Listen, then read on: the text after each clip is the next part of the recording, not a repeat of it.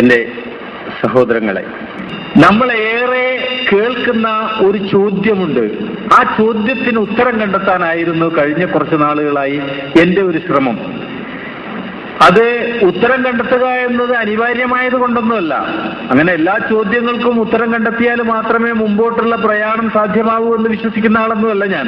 അങ്ങനെ എല്ലാത്തിനും കണ്ടെത്താൻ കഴിയില്ല. എന്നാലും ഒരു ചോദ്യം മുന്നിലിരിക്കുമ്പോൾ സ്വാഭാവികമായും ഒരു ഉത്തരം കണ്ടെത്താനുള്ള ഒരു അഭിവാഞ്ച ഉള്ളിൽ നിന്നുണ്ടാവുക സ്വാഭാവികമാണ്.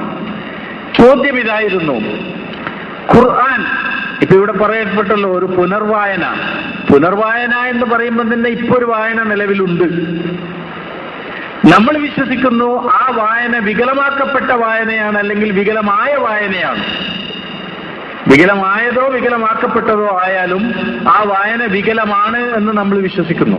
അങ്ങനെ വികലമായ ഒരു വായന നിലവിലുള്ളപ്പോൾ സമൂഹത്തിലെ ഭൂരിഭാഗവും, സൊസൈറ്റിയുടെ 99% വിശ്വസിക്കുന്നു ഈ തത്വശാസ്ത്രം ശരിയാണെന്ന്. യാഥാസ്ഥിതിക വിശ്വാസത്തിൽ ഊന്നി നിൽക്കുന്ന അഥവാ പ്രസ്ഥാനവൽക്കരിക്കപ്പെട്ട മതത്തിന്റെ വക്താക്കൾ നമ്മളോട് ചോദിക്കുന്ന ഒരു ചോദ്യമുണ്ട്: എന്തിനു വേണ്ടിയാണ് ഇതിനെ വികലമാക്കിയത്? ആരാണ് വികലമാക്കിയത്? എങ്ങനെയാണ് വികലമാക്കിയത്? അതിനൊരു ഉത്തരം കണ്ടെത്തണം. ആ ഉത്തരം, ആ അന്വേഷണം എന്നെ കൊണ്ടെത്തിച്ചത് വലിയ ഒരവസ്ഥയിലേക്കാണ്. ടിവിയിലും മീഡിയകളിലും വരുന്ന പല പരസ്യങ്ങളും ഫേക്കുകളാണ്. യഥാർത്ഥത്തിൽ അതിന്റെ ഉപജ്ഞാതാക്കൾ വരേണ്യവർഗമാണ്, ഭരണവർഗമാണ്. അവർ നേർക്ക് നേരെ നമ്മോട് പറയുന്ന കാര്യങ്ങളല്ല അവർ പറയാൻ ഉദ്ദേശിക്കുന്നത്. പകരം അതിലൂടെ എന്താ പറയാ, in between the lines, by line ആയിട്ട് ചില സന്ദേശങ്ങൾ അവർ നമുക്ക് തരുന്നുണ്ട്. അത് നമ്മുടെ ഉപബോധ മനസ്സ് അറിയാതെ ഇങ്ങേറ്റെടുക്കും. നമ്മൾ ആ സന്ദേശത്തിൽ അടിമകളായി അങ്ങനെ ഇരിക്കും, മയങ്ങിയിരിക്കും.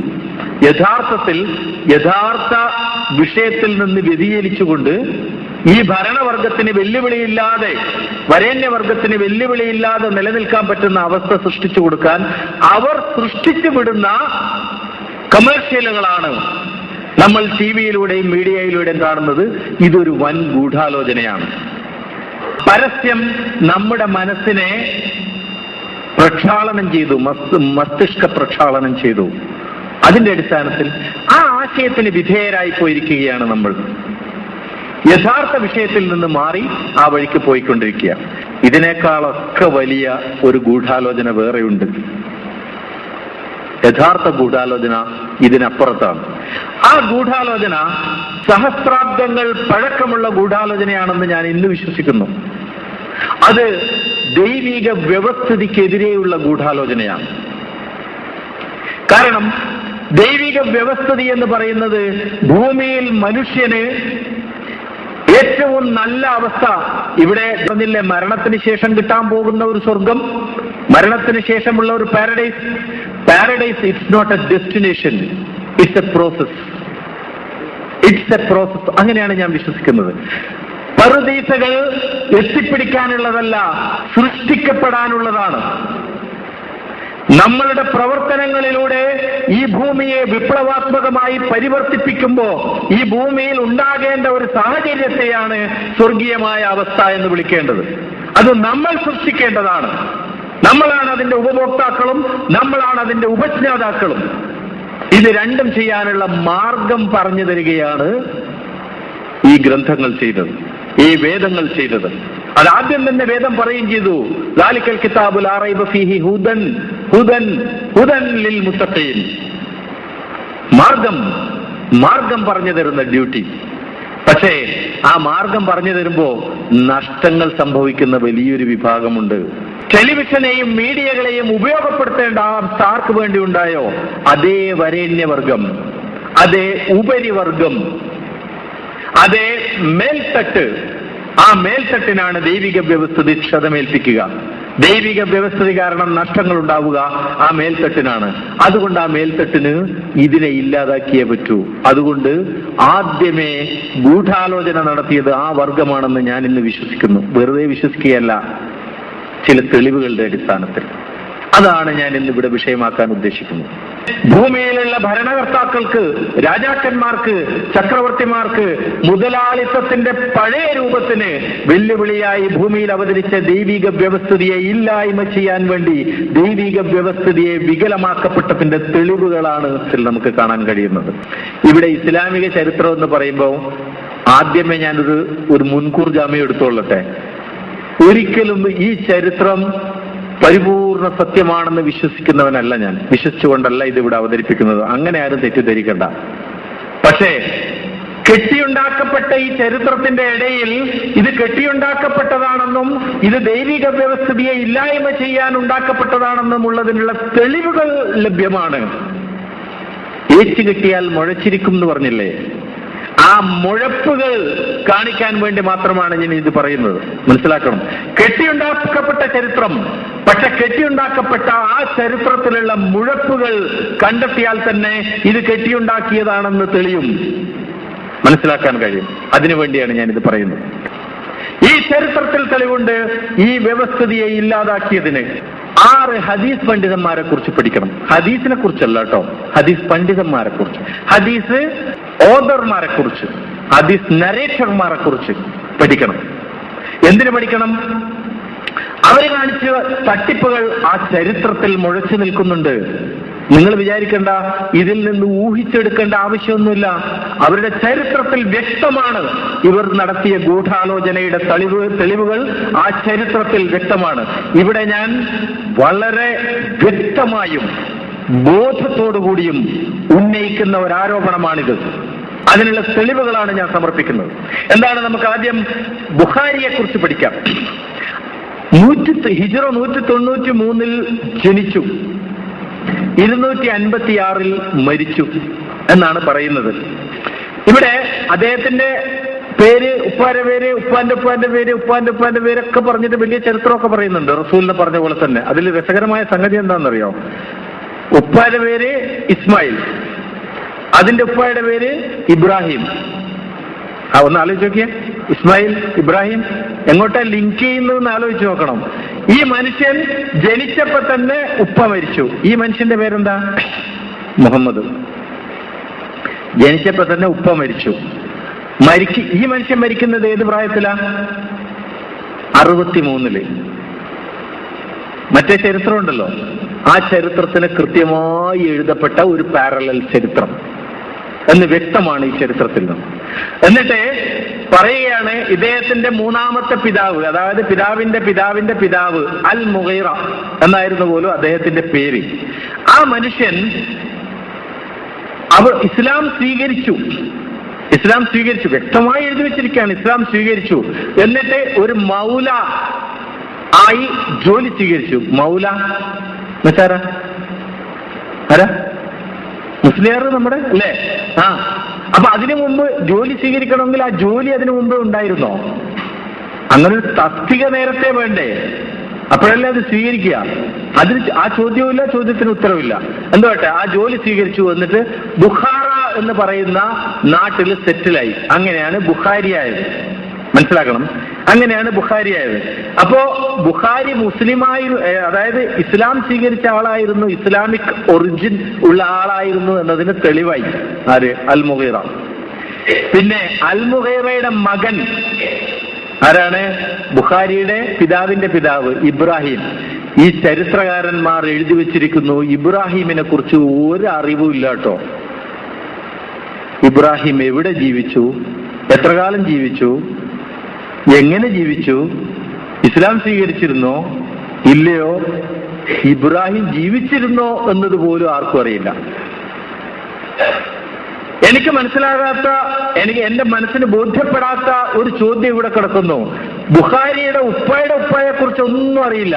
പക്ഷെ അതിന്റെ മേലെയുള്ള ഉപ്പ ഇസ്ലാം സ്വീകരിച്ചതറിയാം, മൗലവിയായതറിയാം, നാട്ടിൽ പ്രവർത്തിച്ചതറിയാം, ജീവിച്ച നാടറിയാം. നിങ്ങൾക്ക് വിശ്വസിക്കാൻ തോന്നുന്നുണ്ടോ ഈ ചരിത്രം? ഉണ്ടോ? എന്റെ മനസ്സിന് ബോധ്യപ്പെടുന്നില്ല, അതേ ഞാൻ പറയുന്നുള്ളൂ. അങ്ങനെ ഇബ്രാഹിമിനെ കുറിച്ചൊന്നും അറിയില്ല. ചുരുക്കി പറഞ്ഞാൽ അങ്ങനെ ഒരാളില്ല. അതിന്റെ താഴെ ഇസ്മായിൽ, അതാണ് ഞാൻ പറഞ്ഞത്, ബുഖാരി ചെറുതായിരിക്കുമ്പോഴേ മരിച്ചു കഴിഞ്ഞു, കുഞ്ഞായിരിക്കുമ്പോഴേ മരിച്ചു കഴിഞ്ഞു. ഏതുപോലെ നബി ചെറുതായിരിക്കുമ്പോഴേ ഉപ്പ മരിച്ചില്ലേ, അതേപോലെ തന്നെ. എന്നിട്ട് സഹബി പറയാണ് 12ാമത്തെ വയസ്സിൽ ഈ മനുഷ്യൻ ഹദീസ് പഠിക്കാൻ തുടങ്ങി പോലും. എവിടെ നിന്ന്? നിങ്ങൾ ആ ചിത്രം ഒന്ന് മനസ്സിൽ കൊണ്ടുവന്ന് നോക്കിയ, മദീനയിൽ നിന്നല്ല, മക്കയിൽ നിന്നുമല്ല, ബുഖാറയിൽ നിന്ന്, റഷ്യയിലുള്ള, ഇറാനിന്റെ ബോർഡറിലുള്ള റഷ്യയിലെ ബുഖാറയിൽ നിന്ന് 12ാമത്തെ വയസ്സിൽ, അതായത് 205 ഹിജ്റ 205 ഈ മനുഷ്യൻ ഹദീസ് പഠിക്കാൻ തുടങ്ങിയല്ലോ. അവിടെ ഇയാൾക്ക് ആരാ ഹദീസ് പറഞ്ഞു കൊടുക്കാനുള്ളത്? ആരാ ഉള്ളത്? ഉണ്ട്, അവിടെ ഹദീസ് പറഞ്ഞു കൊടുക്കാൻ ആളുണ്ട്. അവിടെ നിന്ന് അയാൾക്ക് പറഞ്ഞു കൊടുത്ത ഹദീസ് തന്നെയാണ് ഇപ്പൊ നമ്മളെ പഠിപ്പിക്കുന്ന ഹദീസ്. മദീനയിൽ നിന്ന് പഠിച്ച ഹദീസല്ല, മക്കയിൽ നിന്ന് പഠിച്ച ഹദീസുമല്ല. അവിടെ നിന്ന് ചില താല്പര്യ കക്ഷികൾ ഈ മനുഷ്യന് പഠിപ്പിച്ചു കൊടുത്ത ഹദീസ് തന്നെയാണ് ഇപ്പൊ നമ്മളെ പഠിപ്പിച്ചിരിക്കുന്നത്. മനസ്സിലാക്കണം, ഇത് ഈ ചരിത്രത്തിൽ വ്യക്തമായി തെളിയുന്ന കാര്യമാണ്. പിന്നെയോ, ഉമ്മായുടെ കൂടെ ഈ മനുഷ്യൻ യാത്ര തുടങ്ങിയല്ലോ. എന്നിട്ട് കൗമാരപ്രായത്തിൽ തന്നെ ഹദീസ് എഴുതി വെക്കാൻ തുടങ്ങിയല്ലോ. മക്കയിലും മദീനയിലൊക്കെ പോയല്ലോ, അവിടെ ചെന്നിട്ട് കൗമാരപ്രായത്തിൽ തന്നെ എഴുതി വെക്കാൻ തുടങ്ങിയാണ്. എന്നിട്ട് അദ്ദേഹം തന്നെ പറയാണ്, ഒരു രാത്രി, ഒരു പൂർണ്ണചന്ദ്രനുള്ള രാത്രിയിൽ നബിയുടെ ഖബറിന്റെ അടുത്ത് പോയി നിന്നിട്ട് ആ ഒറ്റ നിപ്പിലൊരു ചരിത്ര പുസ്തകം എഴുതി പോലും. എനിക്ക് തോന്നുന്നു മീറാജൊക്കെ ഇന്നെടുത്ത് ചെറുതായി പോയിന്ന്, അല്ലേ? നബിയുടെ ഖബറിന്റെ അടുത്ത് ഒറ്റ നിപ്പ് നിന്ന് പൂർണ്ണചന്ദ്രന്റെ രാത്രിയിൽ, ഏതായാലും ഇലക്ട്രിസിറ്റി ഒന്നും ഇല്ലാത്ത കാലം, ഈ ഖബറിന്റെ അടുത്ത് എന്ത് വെളിച്ചമാണോ എനിക്കറിയില്ല. ഉറപ്പ് മുജാഹിദുകൾക്ക് ഇനി ഖബറിൽ വിളക്ക് കത്തിക്കാൻ പാടില്ല എന്ന് പറയാൻ പറ്റില്ല. പറ്റോ? ആ രാത്രി വിളക്കില്ലാതെ എങ്ങനെയാ ഇയാൾ എഴുതിയത്? പൂർണ്ണചന്ദ്രന്റെ വെളിച്ചത്തിലോ? ഒരു പുസ്തകം, ഒരു പേജല്ല, 10 പേജല്ല, ഒരു പുസ്തകം മുഴുവൻ എഴുതി തീർത്തു പോലും ഈ മനുഷ്യൻ.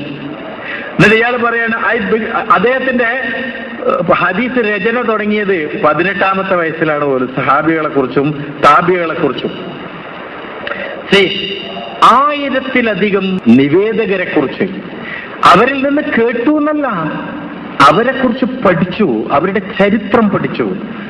എക്സാജറേറ്റ് ചെയ്തിട്ട് പറയാറുണ്ട്, ഒരു ഹദീസിന് വേണ്ടി 1 മാസം കുതിരപ്പുറത്ത് സഞ്ചരിച്ചു. എന്നിട്ട് അവിടെ പോയി നോക്കുമ്പോ ഒരാള്, ആ ഹദീസ് അറിയുന്ന ആളെന്ന്, ഇത് ആരെ കാണാനാണോ പോയത്, ആ മനുഷ്യൻ തന്റെ കഴുതക്ക് പുല്ല് കാണിച്ചുകൊണ്ട് പോയി കൂട്ടിൽ കൂട്ടിയോലു. അതുകൊണ്ട് ഇയാൾ ചതിയനാണ്, ഇനി ഇത് സ്വീകരിക്കൂല. നിങ്ങൾക്ക് തോന്നുന്നുണ്ടോ കഴുതക്ക് പുല്ല് കാണിച്ചിട്ട് കൂട്ടുന്നത് ചതിവാണോ അല്ല കഴുതയെ രക്ഷിക്കലാണോ? നിങ്ങൾ ആലോചിച്ച് നോക്കിയേ. സ്വതന്ത്രമായി രാത്രിയിൽ വിഹരിക്കാൻ വിടുന്നത് ആ കഴുതയെ കൊല്ലുന്നതിന് തുല്യമാണ്. അതിന് സുരക്ഷിതമായ താവളത്തിലേക്ക് എത്തിക്കാൻ ഈ കഴുതയോട് നീ വാ എന്ന് പറഞ്ഞാൽ വരുവോ? എഴുതി കാണിച്ചാൽ വരുവോ? കഴുത പിന്നെ എങ്ങനെയാ വരിക? കഴുതയെ കൊണ്ടുവരാനുള്ള ഏറ്റവും നല്ല മാർഗം തന്നെയാണ് ആ മനുഷ്യൻ സ്വീകരിച്ചത്. ആ പുല്ല് കൊണ്ടുപോയിട്ട് എടുത്തു. പുല്ല് നേരത്തെ കൊടുത്തിട്ടുണ്ടാവും കഴുതക്ക്. പിന്നെ ഇത്രയും കാലം ബുഖാരിയാണോ അതിന് പുല്ല് കൊടുത്തത്? അയാൾ തന്നെയല്ലേ കൊടുത്തത്. രാവിലെ കൊടുക്കേണ്ട പുല്ല് ഇപ്പൊ കാണിച്ചിട്ട് അകത്ത് കൊണ്ട് കൂട്ടി. എന്റെ കാഴ്ചപ്പാടിൽ നല്ലൊരു കൃത്യമാണ് അയാൾ ചെയ്തത്. എന്താ പറയുന്നത് അയാൾ? എന്നിട്ട് അതിന്റെ പേരില് ആ ഹദീസ് എഴുതാതെ വന്നോല്, ഞാൻ ചോദിക്കട്ടെ, ഒന്നിക്കിൽ ഈ മനുഷ്യനെ മണ്ടൻ എന്ന് വിളിക്കണം, അല്ലെങ്കിൽ ചതിയൻ എന്ന് വിളിക്കണം. കാരണം എന്താ? ആ മനുഷ്യന്റെ കയ്യിലിരുന്ന ഹദീസ് ഒരുപക്ഷെ നമുക്ക് സുന്നത്ത് കിട്ടേണ്ട കാര്യമല്ലേ? സ്വർഗത്തിലേക്ക് പോകാനുള്ള ഒരു സ്റ്റെപ്പല്ലേ അയാളുടെ കയ്യിലിരുന്നത്? അത് വേണ്ടാന്ന് വെക്കാൻ ഇയാൾക്ക് എന്താ യോഗ്യത? ആര് കൊടുത്തു ഇയാൾക്ക് റൈറ്റ്? ഉണ്ടോ? റൈറ്റ് ഉണ്ടോ? ഇല്ല. പക്ഷെ ഇയാളുടെ വിശ്വസനീയത വർദ്ധിപ്പിക്കാൻ വേണ്ടി പറഞ്ഞു കുളമായിപ്പോയതാ. അങ്ങനെയല്ലേ? ചിലപ്പോ കള്ളം പറഞ്ഞാൽ പെട്ടെന്ന് മനസ്സിലായി പോവും. പറഞ്ഞ് അങ്ങനെ ആയിപ്പോയതാ. വേറൊരു സംഗതി എന്താണെന്നറിയോ? ഓരോ ഹദീസ് 6 ലക്ഷം ഹദീസാണ് ഈ മനുഷ്യൻ പഠിച്ചത്. 6 ലക്ഷം ഹദീസ് പഠിച്ചു എന്നാ പറയുന്നത്. ഓരോ ഹദീസും പഠിച്ച് എഴുതി വെക്കാൻ പോകുമ്പോൾ കുളിക്കും, 2 റക്അത്ത് സുന്നത്ത് നിസ്കരിക്കും. അപ്പൊ 6 ലക്ഷം കുളി. ഇയാളുടെ നമ്മളെ പോലത്തെ കുളി വേറെ, അത് കൂടാതെ ഒരു 6 ലക്ഷം കുളി വേറെ, കൂടാതെ 2 റക്അത്ത് സുന്നത്തു. അതൊക്കെ ചെയ്തോട്ടെ പാവം. എന്റെ ചോദ്യം, ഈ 2 റക്അത്ത് സുന്നത്ത് നിസ്കരിക്കാനുള്ള ഹദീസ് എവിടെ? ഹദീസ് എഴുതി വെക്കുമ്പോൾ 2 റക്അത്ത് സുന്നത്ത് നിസ്കരിക്കണമെന്നൊരു ഹദീസ് വേണ്ടേ? അത് കേട്ടിട്ട് വേണ്ടേ ഇയാൾ ഇത് ചെയ്യാൻ? ഇയാൾ തന്നെ സ്വന്തമായിട്ട് സുന്നത്ത് ഉണ്ടാക്കലാ? ഈ ചോദിച്ചു മനസ്സിലായിട്ടില്ലേ നിങ്ങൾക്ക്? ആര് പറഞ്ഞിട്ട് ഇയാള് 2 റക്അത്ത് നിസ്കരിച്ചു? എന്തേ പാടുണ്ടോ? നിസ്കരിക്കാൻ പാടുണ്ടോ? മുജാഹിദുകളുടെ വിശ്വാസപ്രകാരം പാടില്ലല്ലോ. നബി വിരൽ ഇങ്ങനെ എനക്കിയാ ഇങ്ങനെ തന്നെ എനക്കണം, മാറ്റാൻ പാടില്ല. അപ്പൊ 2 റക്അത്ത് നിസ്കരിക്കാൻ അതിന്റെ അർത്ഥം എന്താ? ഈ സുന്നത്ത് മുഴുവൻ ബുഖാരിയുടെ സുന്നത്താ? തെളിവാണോ അല്ലയോ? നിങ്ങൾ ആലോചിച്ച് നോക്കണം. അല്ലാതെ നിങ്ങൾ വിചാരിക്കേണ്ട ബുഖാരിയുടെ ചരിത്രം അങ്ങ് പഠിച്ച് മനപ്പാടമാക്കാൻ വേണ്ടി ഞാൻ പറയുകയാണെന്ന്. ഒന്നുമല്ല. ഈ കള്ളത്തരം പറഞ്ഞാൽ പിടിക്കപ്പെടും. Because the truth is that much strong. സത്യം അത്ര ശക്തമാണ്. Today or tomorrow it will come out, it will emerge. ഒരു സംശയം വേണ്ട, അത് പുറത്തു വരും. ആ ശക്തിയാണ് ഇവിടെ കാണുന്നത് ഈ കള്ളത്തരങ്ങളിൽ എന്നേ ഉള്ളൂ ഞാൻ പറഞ്ഞതിന്റെ അർത്ഥം. ഈ 1000 നിവേദകന്മാരെ കുറിച്ച് മുഴുവൻ ഈ മനുഷ്യൻ പഠിച്ചു. എന്നിട്ട് 6 ലക്ഷം ഹദീസും പഠിച്ചു. എന്നിട്ട് നേരെ തിരിച്ച് ബുഖാറയിലേക്ക് തന്നെ പോയി. ആലോചിക്കണം, ഇദ്ദേഹത്തിന്റെ ഹദീസ് ഗ്രന്ഥങ്ങൾ മുഴുവൻ എഴുതപ്പെട്ടത് മദീനയിലോ മക്കയിലോ അല്ല, ബുഖാറയിൽ തന്നെയാണ്. എന്തേ? ഇവിടെ നിന്ന് പിന്നെയും എഴുതാനിരുന്ന വേറെയും കുറച്ച് ഹദീസും കൂടെ കിട്ടൂലേ? കിട്ടില്ലേ? കിട്ടുമായിരുന്നല്ലോ. അതെന്തിനു നഷ്ടപ്പെടുത്തി? കുറച്ചു കാലം ഇത് എഴുതിക്കൊണ്ടിരിക്കുമ്പോ പിന്നെയും ഇറങ്ങുമെന്ന് പറയൂലേ? അതും കിട്ടുമായിരുന്നല്ലോ. എന്തിനു നഷ്ടപ്പെടുത്തി? ഒറ്റ ഉത്തരേ ഉള്ളൂ.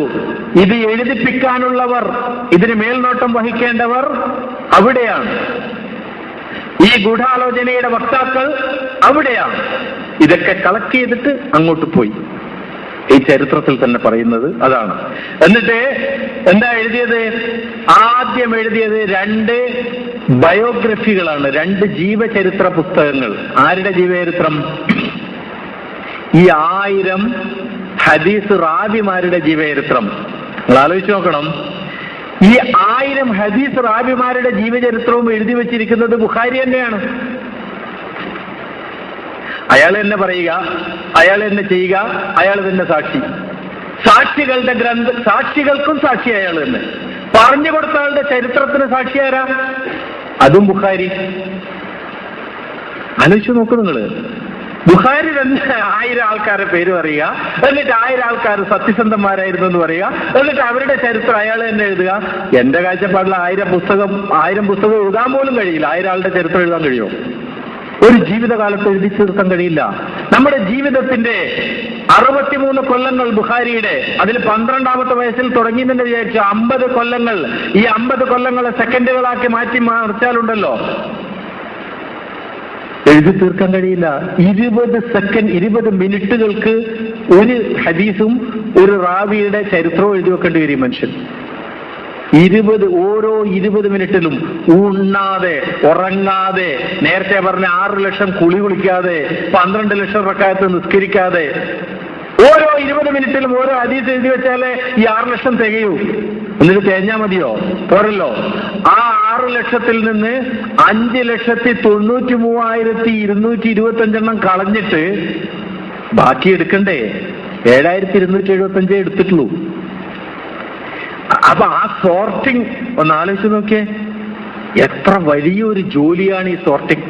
ഇത് ഈ മനുഷ്യൻ ചെയ്തു തീർക്കണം. ഇതെല്ലാം ഈ കാലത്ത് കഴിയോ? ഒരു ബുഖാരി പോയിട്ട് 1000 ബുഖാരി ഒരുമിച്ചിരുന്നാൽ കഴിയില്ല. 1000 ബുഖാരിമാർ ഒരുമിച്ചിരുന്നാൽ കഴിയില്ല. പക്ഷെ കഴിയും. എങ്ങനെ കഴിയും?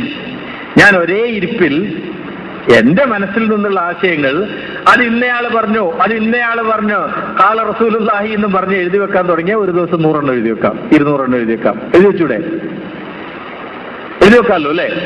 അതിന് കുറച്ച് സഹായികളും ഒക്കെ ആവുമ്പം എഴുതി വെക്കാം. അങ്ങനെയാണോ ഉണ്ടായത് എന്ന് നിങ്ങൾ ചിന്തിച്ചോളൂ. അതിനിടയിൽ ബുഖാരിയേക്കാൾ ഹദീസ് അറിയുന്ന ആൾ വേറെ ഉണ്ട് കേട്ടോ. ഷാഫി ഇമാമിന് 10 ലക്ഷം ഹദീസ് അറിയുമായിരുന്നു പോലും. ഷാഫി അങ്ങനെയാണ് ചരിത്രത്തിൽ പറയുന്നത്. ഇത് അതിന്റെ ഇടയിൽ കിട്ടിയതാണ്. അപ്പൊ എനിക്ക് തോന്നി ആ മനുഷ്യനല്ലേ ഇത് ആദ്യം എഴുതി വെക്കേണ്ടത്. അയാൾ ഇത് എഴുതി വെച്ചിട്ടില്ല. അപ്പോ എനിക്ക് വലിയൊരു സംശയം, ആ 10 ലക്ഷത്തിൽ നമുക്ക് സ്വർഗത്തിലേക്ക് പോകാനുള്ള എളുപ്പവഴികൾ ഉണ്ടാവൂലേ?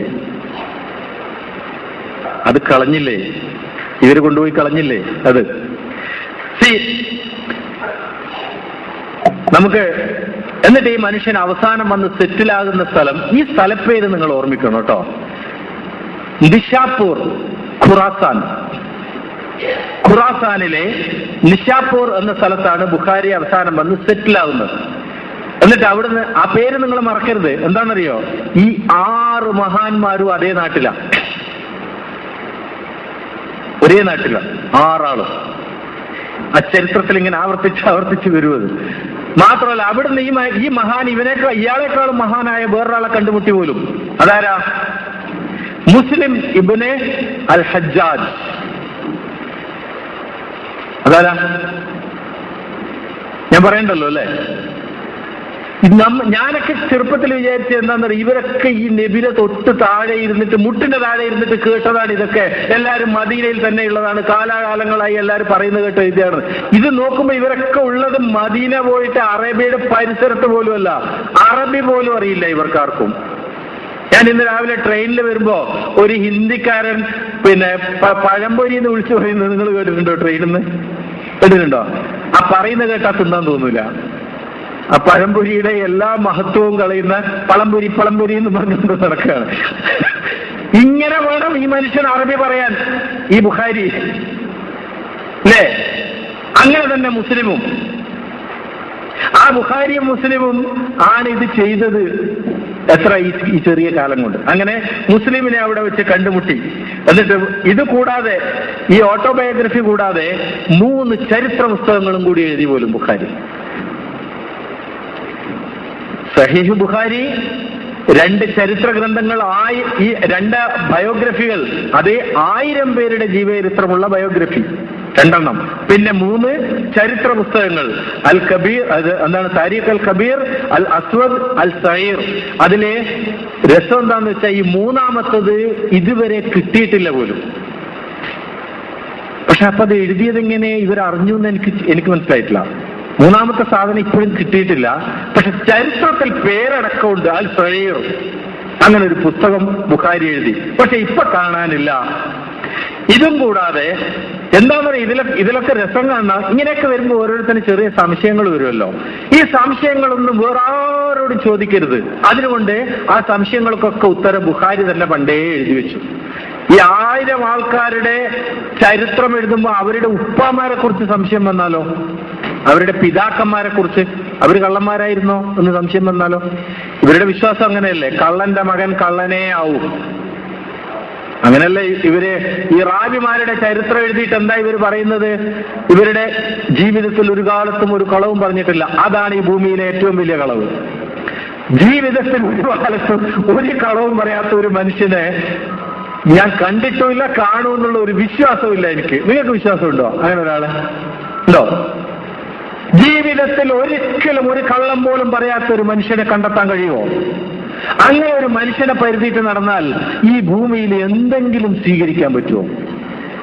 ഇയാൾ എന്നിട്ട് പരിധിയിട്ട് നടന്നിട്ട് പറയാണ് ഈ 1000 പേരും ജീവിതത്തിൽ ഒരിക്കലും കളവ് പറഞ്ഞിട്ടില്ല. അവര് മാത്രമല്ല, അവരുടെ പിതാക്കന്മാരും കളവ് പറഞ്ഞിട്ടില്ല ജീവിതത്തിൽ. അതിനെന്താ തെളിവ്? ബുഖാരി ഒരു പുസ്തകം എഴുതിയ ഉടനെ ഉപ്പാമാരെ കുറിച്ച്, അൽ കുന എന്ന പേരിൽ ഒരു പുസ്തകം. ഈ 1000 ആൾക്കാരുടെ ഉപ്പാമാർ ജീവിതത്തിൽ കള്ളം പറഞ്ഞിട്ടില്ല. അതിന് തെളിവ്. എനിക്ക് സംശയം, ഇവര് ഭാര്യമാരോട് സംസാരിക്കുമ്പോഴൊക്കെ ആരാ സാക്ഷിയായിട്ടുണ്ടായിരുന്നത്? ഭാര്യയോട് കള്ളം പറയാത്ത ഒരു ഭർത്താവ് ഈ ഭൂമിയിൽ ഉണ്ടാവില്ല.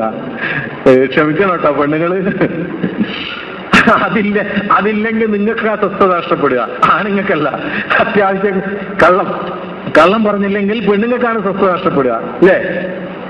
അപ്പോ സ്വാഭാവികമായിട്ടും കൊച്ചു നിരുപദ്രവമായ തമാശകളിൽ ഉൾക്കൊള്ളുന്ന, എന്നിട്ട് അതുപോലും പറഞ്ഞിട്ടില്ല ഇവർ 1000 പേരും ഇവരുടെ പിതാക്കന്മാരും. അതിന് സാക്ഷിയാരാ? ബുഖാരി. ഞാൻ ചോദിക്കട്ടെ, പണ്ട് ഞങ്ങളുടെ നാട്ടിലൊരു കല്യാണാലോചന നടന്നു. പയ്യനെ കുറിച്ച് പറഞ്ഞ എന്താന്ന് വെച്ചാൽ നല്ല താമരപ്പൂ പോലെയാണെന്ന് പറഞ്ഞു. അന്വേഷിക്കാൻ പോയപ്പോ പയ്യനെ കുറിച്ച് ഒന്നും അന്വേഷിക്കേണ്ട, താമരപ്പൂവാണ് പയ്യൻ എന്ന് പറഞ്ഞു. ഇവര് കല്യാണം നടത്തി നോക്കുമ്പോൾ 24 മണിക്കൂറും വെള്ളത്തിലാണ് തണ്ണി. അപ്പൊ ചോദിച്ചു, നീയല്ലൂടെ താമരപ്പൂവാളുടെ പോലെയാണെന്ന് പറഞ്ഞു. അപ്പൊ ഇയാൾ തിരിച്ചു നോക്കുകയാണ്, പിന്നെ താമരപ്പൂ വെള്ളത്തിലല്ലാതെ വേറെ എവിടെയാ? 24 മണിക്കൂറും വെള്ളത്തിലല്ല താമരപ്പൂ. അപ്പൊ ഏതായാലും കുടുങ്ങി. പിന്നെ ചോദിക്കുകയാണ്, ഈ മനുഷ്യനെ എപ്പോഴും കുടിക്കുവോ? ഇല്ല, അങ്ങനെ എപ്പോഴും കുടിക്കാറൊന്നുമില്ല. ഇടയ്ക്ക് ചീട്ട് കളിക്കുമ്പോൾ മാത്രം. ചീട്ട് കളിക്കാൻ പോകുമ്പോൾ മാത്രം അവിടുന്ന് കുടിക്കും. അപ്പൊ ചീട്ട് കളി എപ്പോഴും ഉണ്ടോ? അങ്ങനെ ചീട്ട് കളിക്കാറൊന്നുമില്ല. അതിങ്ങനെ ഇടയ്ക്ക് ഈ ഇതുണ്ടല്ലോ, എന്താണ്, മോഷ്ടിച്ചിട്ട് കുറച്ച് കാശ് കയ്യിൽ വരുമ്പം ആ കാശും കൊണ്ടൊന്ന് കളിക്കാൻ പോകും. അപ്പം മോഷണമുണ്ടല്ലേ, അപ്പൊ 24 മണിക്കൂർ കളവ് പറയുമായിരിക്കുമല്ലോ അല്ലേ? ഇല്ല, അയാളുടെ ജീവിതത്തിൽ ആകെയുള്ള ഒരു ഗുണം ഒരിക്കലും കളവ് പറയൂല എന്നതാണ്. മനസ്സിലായോ? ജീവിതത്തിൽ ഒരിക്കലും കള്ളം പറയില്ല എന്നതാണ് അയാളുടെ ഏറ്റവും വലിയ ഗുണം. എന്താ മനസ്സിലായത് നിങ്ങൾക്ക്? ഈ പറഞ്ഞതാണ് ഏറ്റവും വലിയ കളവ്. ഈ അവസാനം പറഞ്ഞതാണ് ഏറ്റവും വലിയ കളവ് എന്ന് പറഞ്ഞ പോലെ ഞാൻ വിചാരിക്കുന്നു ഇതിലേറ്റവും വലിയ കളവ് പറയുന്നവൻ ബുഖാരി ആയാൽ പോരെ, ബാക്കി എല്ലാവരുടെ സത്യസന്ധതയും ഇല്ലാതാവാൻ. ഈ ബുഖാരിയാണ് എല്ലാത്തിനും സാക്ഷി. ഈ മനുഷ്യൻ കളവ് പറഞ്ഞാൽ മതിയല്ലോ, ഇതെല്ലാം ബാക്കിയെല്ലാം കളവാകാൻ. എന്റെ വിശ്വാസം, എനിക്ക് ഈ ചരിത്രത്തിൽ നിന്ന് കിട്ടുന്ന തെളിവ് അതാണ്. കാരണം ബുഖാരി സൃഷ്ടിച്ച ചരിത്രം, ബുഖാരി എഴുതിയ ജീവചരിത്രം, ബുഖാരി എഴുതിയ ഹദീസ്, ബുഖാരി തള്ളിയ ഹദീസ്, ഇതിന്റെ ബാക്കി ആ ദന്തഗോപുരത്തിൽ കെട്ടിപ്പടുക്കപ്പെട്ട ഒരു ഇസ്ലാം, അതും പേറി നടക്കാൻ കുറെ താടിക്കാരും ഇന്നത്തെ കാലത്ത്. നിങ്ങളല്ല കേട്ടോ. ഇതാണ് ഇന്നത്തെ അവസ്ഥ. ഇനി രണ്ടാമത്തെ ആളിലേക്കൊന്ന് കടന്നാലോ, മുസ്ലിമിലേക്ക്. 202 ഈ മനുഷ്യൻ ജനിച്ചത്. മറ്റേയാൾ ജനിച്ചത് 195, ഇത് 202, 7 കൊല്ലം വ്യത്യാസം. എന്നിട്ട് ഈ മുസ്ലിം എഴുതിയ പുസ്തകത്തിന്റെ പേര് സഹീഹ് മുസ്ലിം എന്നല്ലേ? അഥവാ ഈ മനുഷ്യൻ എഴുതിയതിൽ ഒരക്ഷരം പോലും കളവില്ല എന്നാണ് സഹീഹ് മുസ്ലിം എന്ന് പറഞ്ഞാൽ അർത്ഥം. അത്രയ്ക്ക് പൂർണ്ണ ബോധ്യമുണ്ട് ആരെക്കുറിച്ച്? മുസ്ലിമിനെ കുറിച്ച്. പക്ഷെ അയാൾ ജനിച്ച കൊല്ലം ഉറപ്പില്ല. മനസ്സിലാക്കണം. ബാക്കി എല്ലാം അയാൾക്ക് ഉറപ്പുണ്ട്, അയാൾ ജനിച്ചതിനെ കുറിച്ച് മാത്രം അയാൾക്ക് യാതൊരു ഉറപ്പില്ല. 202 പറയുന്നു, 204 പറയുന്നു, 206 ആണെന്ന് പറയുന്നു.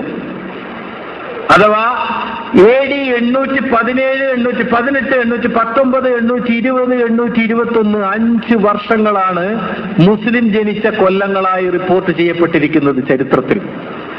ഈ മനുഷ്യന്റെ സ്വന്തം ചരിത്രം ഉറപ്പിച്ചിട്ട് പോരെ ഇയാൾക്ക് ബാക്കിയുള്ള ആൾ പറയുന്നത് എഴുതി വെക്കാൻ? അല്ലേ? നോക്കണം, നിങ്ങൾ ആലോചിച്ച് നോക്കണം. അത് ഇയാളെന്താ ഇയാൾ ജനിച്ചത് എവിടെയാ? ഇയാൾ ജനിച്ച നാടിന്റെ പേരാണ് ഈ നിഷാപൂർ, ഞാൻ നേരത്തെ പറഞ്ഞ ഖുറാസാൻ. അപ്പൊ രണ്ടാളായേ അവിടെ അല്ലോ, ഖുറാസാൻ. അത് നോർത്ത് ഈസ്റ്റ് ഇറാനിലാണ് ഈ സ്ഥലം. ഇദ്ദേഹത്തിന്റെ ഡേറ്റ് ഓഫ് ബർത്ത് ഞാൻ പറഞ്ഞല്ലോ. ഈ ഡേറ്റ് ഓഫ് ബർത്ത് സംബന്ധിച്ച് പല ചരിത്ര പണ്ഡിതന്മാർ പല കൊല്ലങ്ങൾ എഴുതി വെച്ചു. എന്നിട്ട് ഈ എഴുതിയ ഓരോ ചരിത്ര പണ്ഡിതനും പറയുന്നത് എന്താണെന്നറിയോ? ഞാൻ എഴുതി വെച്ചു 202 എന്നിട്ട് പറയാണ് 202 കാര്യത്തിൽ എനിക്ക് യാതൊരു സംശയവുമില്ല, എനിക്ക് ഉറപ്പാണ്. ഉടനെ ജാഫർ സാഹിബ് എഴുതി വെച്ച് 203. സാഹിബ് എന്ന് അദ്ദേഹം പറഞ്ഞുകൊണ്ട് ഞാൻ പറഞ്ഞതേ ഉള്ളൂ കേട്ടോ. 203 എന്ന് എഴുതി വെച്ചു. 203 എന്ന് എഴുതി വെച്ചപ്പോ അദ്ദേഹവും പറയുകയാണ് എന്താ, 203 കാര്യത്തിൽ എനിക്ക് യാതൊരു സംശയവുമില്ല. ഈ 5 കൊല്ലം എഴുതി വെച്ച 5 ചരിത്ര പണ്ഡിതന്മാർക്കും യാതൊരു സംശയവുമില്ല. ഞാൻ ചോദിക്കട്ടെ, ഈ മനുഷ്യന് 5 കൊല്ലം ജനിക്കുവോ? ഇല്ലല്ലോ. ഏതോ ഒരു കൊല്ലമാണ് ജനിച്ചതെങ്കിൽ അതിന്റെ അർത്ഥം എന്താണ്? ബാക്കി 4 ചരിത്ര പണ്ഡിതന്മാരും എഴുതി വെച്ചത് കളവാണ്. എന്നിട്ട് ആ കളവിനെ സത്യമാണെന്ന് അവർ സാക്ഷ്യപ്പെടുത്തിയിരിക്കുന്നു. ശരിയാണോ തെറ്റാണോ ഞാൻ പറയുന്നത്? കള്ളം എഴുതി വെച്ചിട്ട് സത്യമാണെന്ന് അവർ തന്നെ സാക്ഷ്യപ്പെടുത്തിയിരിക്കുന്നു. അതിന് തെളിവാണ് ഈ 5 സത്യപ്പെടുത്തലുകൾ. 5 സത്യപ്പെടുത്തലുകൾ മനസ്സിലാക്കണം. എന്നിട്ട് പോട്ടെ, ജനിച്ചത് അങ്ങനെയായി. ഈ മനുഷ്യൻ മരിച്ചതും ഉറപ്പില്ല. ജനിച്ചത് അങ്ങനെയായി, മരിച്ചത് എല്ലാവരും കാണുമല്ലോ. ഇപ്പൊ ജനിക്കുമ്പോ പറഞ്ഞ പോലെ ഇയാളൊരു മഹാനായി തീരുമെന്ന് കരുതാത്തത് കൊണ്ട് ഡേറ്റ് ഓഫ് ബർത്ത് ഓർമ്മിച്ചില്ല എന്ന് വിചാരിക്കാം. പക്ഷെ മരിക്കുമ്പോ ഇയാൾ ഇതൊക്കെ ചെയ്തിട്ടല്ലേ മരിച്ചത്. അപ്പൊ ഇയാളുടെ മരണം ഓർമ്മിക്കപ്പെടാതെ പോവില്ലല്ലോ. ഇപ്പൊ നബിദിനെ സംബന്ധിച്ച് മുജാഹിദുകളുടെയൊക്കെ പ്രധാനപ്പെട്ട വാദം എന്താ? ജനനം ഉറപ്പില്ല, പക്ഷെ മരണം റബീഉൽ അവ്വൽ 12 ഉറപ്പാണ്. അതുകൊണ്ട് നബിദിനം പാടില്ല അല്ലെ എന്നല്ലേ പറയാ? അപ്പൊ മരണം ഉറക്കണ്ടേ? പക്ഷെ മുസ്ലിമിന്റെ കാര്യത്തിൽ റജബ് 25, 261 റജബ് 25 എന്നൊരാൾ എഴുതി വെച്ചു. ബാക്കി എല്ലാരും പറയുന്നു ഒരു ഉറപ്പുമില്ല ആ ദിവസമാണെന്ന കാര്യത്തിൽ. ഈ മനുഷ്യനൊരു അറബിയല്ല, പിന്നെ ഇയാളുടെ മുൻഗാമികളെ കുറിച്ച് ഇതൊക്കെ മേബി എന്നേ പറയാൻ പറ്റും, ആയിരിക്കാം, ഉറപ്പില്ല. ചരിത്രം തന്നെ പറയുന്നതാണ് ആയിരിക്കാമെന്ന്, അല്ലാതെ എന്റെ വാക്കുകളല്ല, ആയിരിക്കാം. ഇംഗ്ലീഷ് വേർഷനിൽ ഉപയോഗിച്ചിരിക്കുന്ന വാക്കാണ് മേബി. എന്താ പറഞ്ഞിരിക്കുന്നത്? അദ്ദേഹത്തിന്റെ പിതാവ് ഒരു സ്വതന്ത്രനാക്കപ്പെട്ട അടിമയായിരിക്കാം, അദ്ദേഹം ഇസ്ലാം മതം വിശ്വസിച്ചിരിക്കാം. ഈ രണ്ടും മേബിയാണ്. മനസ്സിലായല്ലോ? ഇദ്ദേഹം 3033 മുതൽ 12000 വരെ ഹദീസുകൾ എഴുതിയിട്ടുണ്ട് എന്നാണ് പറയപ്പെടുന്നത്. മനസ്സിലാക്കണം. ഒരു പണ്ഡിതൻ പറയുന്നു, ഒരു ചരിത്രകാരൻ പറയുന്നു 3033 ഹദീസ് എഴുതിയിരുന്നു, വേറൊരാൾ പറയുന്നു 4000 എഴുതി, വേറൊരാൾ പറയുന്നു 5000 എഴുതി, വേറൊരാൾ പറയുന്നു 12000 എഴുതി. ഒരു ഉറപ്പില്ല. അവരുടെ ചരിത്രം സംബന്ധിച്ച് അവർക്കോ മറ്റുള്ളവർക്കോ യാതൊരു ഉറപ്പുമില്ല. പിന്നെ ഇദ്ദേഹത്തിന്റെ ശിഷ്യന്മാരുടെ പേര് കേൾക്കണം. ഇബ്നു അബി ഹാത്തിം അൽ റാസി ഒന്ന്, ഇബ്നു ഖുസൈമ, പിന്നെയോ തിർമിദി. മൂന്നാമത്തെ ആളും വന്നു. അതേ ഒരു സമകാലീനനാണ്, ഒരേ നാട്ടിലാണ്, ഒരേ കുടക്കീഴിലാണ് പഠിക്കുന്നത്. മൂന്നാമത്തെ ആള് തിർമിദി. ഇനി അടുത്തയാള് നമുക്കൊന്ന് നോക്കാം.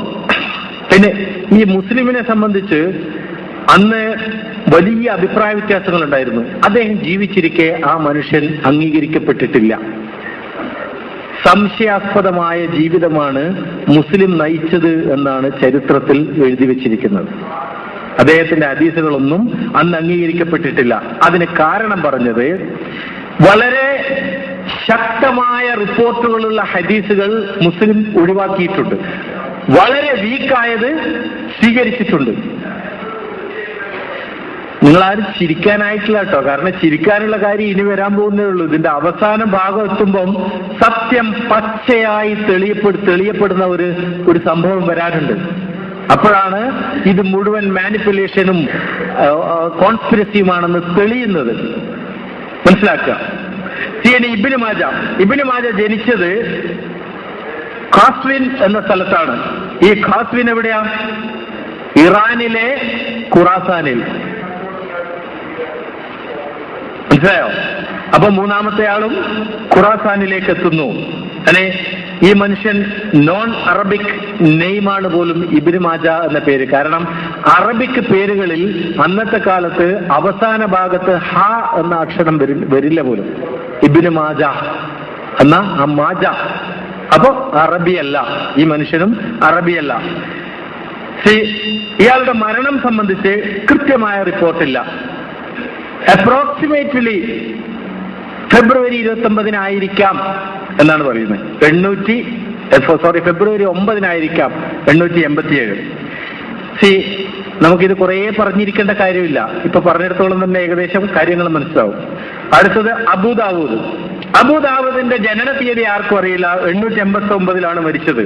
ജനിച്ചത് സിസ്റ്റാൻ, ഈസ്റ്റ് ഇറാൻ, എവിടെ? Nishapur, Khorasan. മനസ്സിലാക്കണം. Nishapur, Khorasan, Iraq, Egypt, Syria, Hijaz, പിന്നെ തിഹമ്മത്ത്. ഇദ്ദേഹം ഖുറാസാനിൽ ജനിച്ചതല്ല, ഖുറാസാനിൽ സെറ്റിൽ ആയതാണ്. നിഷാപൂർ ഖുറാസാനിൽ സെറ്റിൽ ആയതാണ്. വന്നിട്ട് 5 ലക്ഷം ഹദീസ് പഠിച്ചു. 4800 ഹദീസ് സുനൻ അബീ ദാവൂദ് എന്ന പേരിൽ എഴുതി വെച്ചു, സെലക്ട് ചെയ്തിട്ട്. ഇബ്നു ഹജർ അൽ അസ്ഖലാനി പറഞ്ഞിരിക്കുന്നത് വിശ്വസിക്കാൻ കൊള്ളൂല എന്നാണ്. ഞാനല്ല കേട്ടോ, ഇബ്നു ഹജർ അൽ അസ്ഖലാനി പറയുന്നു വിശ്വസിക്കാൻ കൊള്ളൂല. 5-ാമത്തെ ആള് നസായി. അല്ലേ? നസായി നാസ എന്ന സ്ഥലത്ത് ജനിച്ചതുകൊണ്ടാണ് ഇദ്ദേഹത്തെ നസായി എന്ന് വിളിക്കുന്നത്. ഈ നാസായുടെ പഴയ പേരാണ് ഖുറാസാൻ. നാസ എന്ന സ്ഥലത്തിന്റെ പണ്ടത്തെ പേരാണ്, ഇതിനു മുമ്പത്തെ പേരാണ് ഖുറാസാൻ. മനസ്സിലാക്കണം. ഇദ്ദേഹം ജനിച്ചത് 214. എല്ലാം ഒരേ കാലത്ത്. ഈജിപ്ത് പോലുള്ള സ്ഥലങ്ങളിലേക്കൊക്കെ ഇദ്ദേഹം സഞ്ചരിച്ചു. അബൂ ദാവൂദ് ഇദ്ദേഹത്തിന്റെ അധ്യാപകനായിരുന്നു. ഇവരുടെ ബന്ധങ്ങൾ മനസ്സിലാകുന്നുണ്ടല്ലോ. അബൂ ദാവൂദ് ഇദ്ദേഹത്തിന്റെ അധ്യാപകനായിരുന്നു. വിചിത്രമായ വേറൊരു സംഭവം എന്താണെന്നറിയോ? നസായി അവകാശപ്പെടുന്നു, ബുഖാരി എന്നെ പഠിപ്പിച്ചിട്ടുണ്ട്, ബുഖാരി എന്റെ അധ്യാപകനാണെന്ന് നസായി സ്വയം അവകാശപ്പെടുന്നു. പക്ഷേ ഇബ്നു ഹജർ അൽ അസ്ഖലാനി പറയുന്നു ഇദ്ദേഹം ബാഗ്ദാദിലേക്ക് പോയിട്ടുമില്ല, ബുഖാരിയെ കണ്ടിട്ടുമില്ല. മനസ്സിലാക്കണം, നസായി ബുഖാരിയെ കണ്ടിട്ടുമില്ല, ബാഗ്ദാദിലേക്ക് പോയിട്ടുമില്ല എന്ന് ഇബ്നു ഹജർ അൽ അസ്ഖലാനി പറയുന്നു. ഇദ്ദേഹം പറയുന്നു ബുഖാരി എന്റെ അധ്യാപകനാണ്, എന്നെ പഠിപ്പിച്ചിട്ടുണ്ട്, ആ ക്ലാസ്സുകൾ ഞാൻ അറ്റൻഡ് ചെയ്തിട്ടുണ്ട്. മനസ്സിലാക്കണം, ഇവിടെ ഈ മനുഷ്യരൊക്കെ സംശയാസ്പദമായ ജീവിതങ്ങളാണ് ജീവിച്ചിരുന്നത് എന്നതിന് തെളിവുകളും സാക്ഷികളും ആരാന്നറിയോ? ഇവരുടെ പണ്ഡിതന്മാർ തന്നെ, നമ്മളാരുമല്ല, ഇവര് തന്നെ ഇത് തെളിയിക്കുകയാണ്. Never met. ഇദ്ദേഹം ഷാഫി ഹംബലി മദ്ഹബുകാരനായിരുന്നു എന്ന് പറയുന്നു. സുനൻ അൽ നസായി എഴുതി. പിന്നെ കാനോനിക്കൽ ഹദീസ് ഗ്രന്ഥങ്ങൾ എന്ന് പറഞ്ഞ 6 ഹദീസ് ഗ്രന്ഥങ്ങൾ വേറെ എഴുതി. കാനോനിക്കൽ എന്ന് വെച്ചാൽ എന്താ? നിയമങ്ങൾ വിശദീകരിക്കുന്ന, തത്വങ്ങൾ വിശദീകരിക്കുന്ന ഹദീസുകൾ, അഥവാ ഇന്നത്തെ ശരീഅത്ത്, അത് വിശദീകരിക്കുന്ന 6 ഹദീസ് ഗ്രന്ഥങ്ങൾ വേറെ എഴുതി അദ്ദേഹം. അതിനെ പറയുക സുനൻ അൽ സുഗാറ എന്നാണ്. അതേപോലെ ഹദീസിന്റെ നിദാന ശാസ്ത്രം ഉണ്ടല്ലോ, ഇന്ന് പറയുന്നില്ലേ ഹദീസ് പഠിക്കാൻ ഒരു ശാസ്ത്രം ഉണ്ടല്ലോ, അതിനെ തരംതിരിക്കാൻ വേണ്ടിയിട്ട് സഹീഹായിട്ടും പിന്നെ മുത്തഫഖുൻ അലൈഹി ആയിട്ടും അതുപോലെ പിന്നെ ദുർബലമായിട്ടൊക്കെ അതിനൊരു ശാസ്ത്രം ഉണ്ടെന്നാണ് ഇവർ പറയുക. എന്നിട്ട് അഹങ്കാരത്തോടെ പറയും അത്രയും വലിയ ഒരു വിജ്ഞാന ശാഖ ഭൂമിയിൽ എവിടെയും അന്നും ഉണ്ടായിട്ടില്ല, ഇന്നും ലഭ്യമല്ല എന്നൊക്കെ പറയും. അത് എഴുതിയത് ഈ മനുഷ്യനാണ്, മനസ്സിലാക്കണം. അത് എഴുതിയത് ഈ നസായിയാണ്. ഇനി നസായിയെ കുറിച്ച് രസകരമായ വേറൊന്ന് 2 കാര്യങ്ങളുണ്ട്. ഈ മനുഷ്യൻ മരിച്ചത് അടിച്ചു കൊല്ലുകയായിരുന്നു ഇയാളെ. ആരാണ് അടിച്ചു കൊന്നത്? മുആവിയയുടെ അനുയായികളാണ് അടിച്ചു കൊന്നത്. എന്തിനു വേണ്ടിയാണെന്നറിയോ? ഈ മനുഷ്യൻ എഴുതിയതിൽ ഭൂരിഭാഗവും അലിന്റെ പക്ഷപാതപരമായ ഹദീസുകളായിരുന്നു.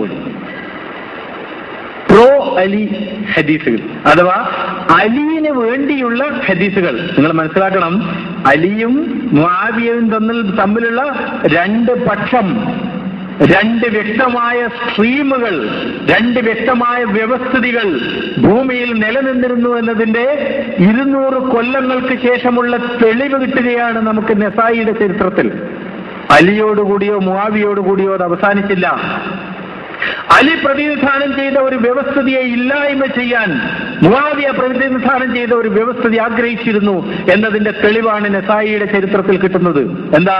നസായിയെ മുആവിയയുടെ ആൾക്കാർ അടിച്ചു കൊന്നു. എന്തിന്? അലിക്ക് അനുകൂലമായ ധാരാളം ഹദീസുകൾ, വളരെയേറെ ഹദീസുകൾ നസായി ഉദ്ധരിച്ചു. അപ്പൊ ഇവര് പോയിട്ട് പറഞ്ഞു ഇനി മുആവിയക്ക് അനുകൂലമായ ഹദീസുകൾ എഴുതണം. നോക്കണം, you have to create pro Muawiya ഹദീസ്. ക്രിയേറ്റ്, സൃഷ്ടിക്കണം. റിപ്പോർട്ട് ചെയ്യണം എന്നല്ല, സൃഷ്ടിക്കണമെന്നാണ് അവർ ആവശ്യപ്പെട്ടത്. ചരിത്രം പറയുക, മുആവിയക്ക് അനുകൂലമായ ഹദീസുകൾ എഴുതണം, ഉണ്ടാക്കണം എന്നാവശ്യപ്പെട്ടപ്പോ നസായി സമ്മതിച്ചില്ല. നസായി ഒരു തീവ്രവാദിയായിരിക്കും, അലിന്റെ പക്ഷത്തുള്ള തീവ്രവാദിയായിരിക്കും. അതുകൊണ്ട് അടികൊണ്ട് മരിച്ചു. ചത്തു എന്ന് പറഞ്ഞാൽ നിങ്ങൾ എന്നെ ചീത്ത പറയും, കാരണം അത് മുസ്ലിങ്ങൾക്ക് പറയാൻ പാടില്ല എന്നാണല്ലോ അല്ലെ. ഞാൻ പറയട്ടെ, ഇടയിൽ വെച്ച് ഞാൻ പറയാണ്, നമ്മളെങ്കിലും മനസ്സിനകത്തു നിന്ന് ഈ കറകൾ തൂത്തെറിയണം. വാക്കുകളെപ്പോലും, നിറങ്ങളെപ്പോലും, വേഷങ്ങളെപ്പോലും, സംസാരങ്ങളെപ്പോലും, അഭിസംബോധനകളെപ്പോലും മതവൽക്കരിക്കുന്ന ഈ ജീർണിച്ച മാനസികാവസ്ഥയിൽ നിന്ന് പുറത്തു വന്നില്ലെങ്കിൽ എന്ത് വിപ്ലവമാണ് നമ്മൾ ഈ നാട്ടിൽ നടപ്പാക്കാൻ പോകുന്നതെന്ന് ചിന്തിക്കണം. നമ്മൾ ഈ ചുരുങ്ങിയ നമുക്ക് എന്താ കഴിയുക? ചത്തുപോയി എന്ന് പറഞ്ഞാൽ പിന്നെ ആരാന്ന് പറയണ്ട, ഓ മാപ്പിളയല്ല, കുറച്ചു ഉടനെ, അല്ലെങ്കിൽ ഏതോ മൃഗം എന്നാണ് നമ്മളെ വിചാരം അല്ലേ? മുസ്ലിമിന്റെ ജഡത്തിനെ ശവം എന്ന് വിളിച്ചാൽ ഇവനും ജഡമാവും. അങ്ങനത്തെ അവസ്ഥയാണ് ഇപ്പൊ നാട്ടില് അല്ലേ? എന്നാ മറ്റവന്റെ എന്താ പറയാ, അതാ ശവം വന്നു. ക്രിസ്ത്യാനികൾ ഭംഗിയായിട്ട് പറയും ശവമഞ്ചം പോകുന്നു അല്ലേ? അവർ മലയാളത്തിൽ പ്രാർത്ഥിക്കും, അവർ മലയാളത്തിൽ വേദം വായിക്കും. എത്ര ഭംഗിയാണ്! എന്താണ് നമ്മുടെ സാംസ്കാരികതയിൽ നിന്ന് അകന്നു നിൽക്കേണ്ട ആവശ്യം? എന്താണ് മനുഷ്യന്? ഇസ്ലാമിന്റെ പേരിൽ ഈ ഭൂമിയിൽ ആചരിക്കപ്പെടുന്ന 99.9% ആചാരങ്ങളും ഇസ്ലാമിക ആചാരങ്ങളല്ല, അറേബ്യൻ ആചാരങ്ങളാണ്. അത് തിരിച്ചറിഞ്ഞ നമ്മളെങ്കിലും നമ്മുടെ മനസ്സിൽ നിന്നത് തൂത്തെറിയാൻ തയ്യാറാവണം. അത് പറയാനാണ് ഞാൻ, അതിനുവേണ്ടി മാത്രമാണ് ഞാനത് പറഞ്ഞത്. ഇവിടെ ഈ നസായി അലി പക്ഷപാതിയായതുകൊണ്ട് മുആവിയയുടെ ആൾക്കാർ അദ്ദേഹത്തെ കൊല്ലുകയായിരുന്നു എന്നാണ് ഇവിടെ പറയപ്പെടുന്നത്. ഇനി തിർമിദി, ഈ തിർമിദിയുടെ ചരിത്രം പറയുന്നതോടുകൂടി ഈ സംശയങ്ങൾ പൂർണ്ണമായും മിക്കവാറും അവസാനിക്കും. കാരണം തിർമിദി ജനിച്ചത് 206, 209, 210 ഇതിലേതോ ഒരു കൊല്ലത്താണ്. ഉറപ്പൊന്നുമില്ല ആ കാര്യത്തിൽ. 279 വരെ ജീവിച്ചു. നോക്കണം, ഈ 6 പേരും നിഷാപൂർ ഖുറാസാൻ എന്ന് പറയുന്ന സ്ഥലത്താണ് ജീവിച്ചത്. ജനിച്ചത് അല്ലെങ്കിൽ വന്ന് സെറ്റിലായത്. ജീവിച്ചത് ഏകദേശം 200-നും 280-ന്റെയും ഇടയിൽ, അല്ലെങ്കിൽ 190-നും 280-ന്റെയും ഇടയിൽ ഇവർ ജീവിച്ചത്. എല്ലാവരും ജീവിതത്തിൽ കണ്ടുമുട്ടിയിട്ടുണ്ട്, പരസ്പരം ചർച്ച ചെയ്തിട്ടുണ്ട്, പരസ്പരം ക്ലാസുകൾ എടുത്തിട്ടുണ്ട്. ഈ 6 പേരും. ഇവർ മാത്രമല്ല കേട്ടോ, ഹദീസ് ഗ്രന്ഥങ്ങൾ എഴുതാതെ ഫിഖ്ഹ് ഗ്രന്ഥങ്ങൾ എഴുതിയ, ഖുർആനിന് വ്യാഖ്യാനങ്ങൾ ചമച്ച റാസി പോലുള്ളവർ ഈ സംഘത്തിലുണ്ടായിരുന്നു എന്ന് ചിന്തിക്കണം. ഇവർ മാത്രമല്ല, ഈ പറയുന്ന റാസി, അസ്കലാനി ഒക്കെ ഇവരുടെ കൂട്ടത്തിലുള്ളതാണെന്ന് ചിന്തിക്കണം. ഒരുമിച്ച് അറബി പേരുകൾ ഉണ്ടായതുകൊണ്ട്, എന്റെ നാട്ടിൽ ഒരാൾ പറഞ്ഞിട്ടുണ്ട്, ഗൾഫിലെ സിനിമ നോട്ടീസ് അടിക്കൽ അറബിയിലാണ്, അല്ലേ? ആണോ അല്ലയോ?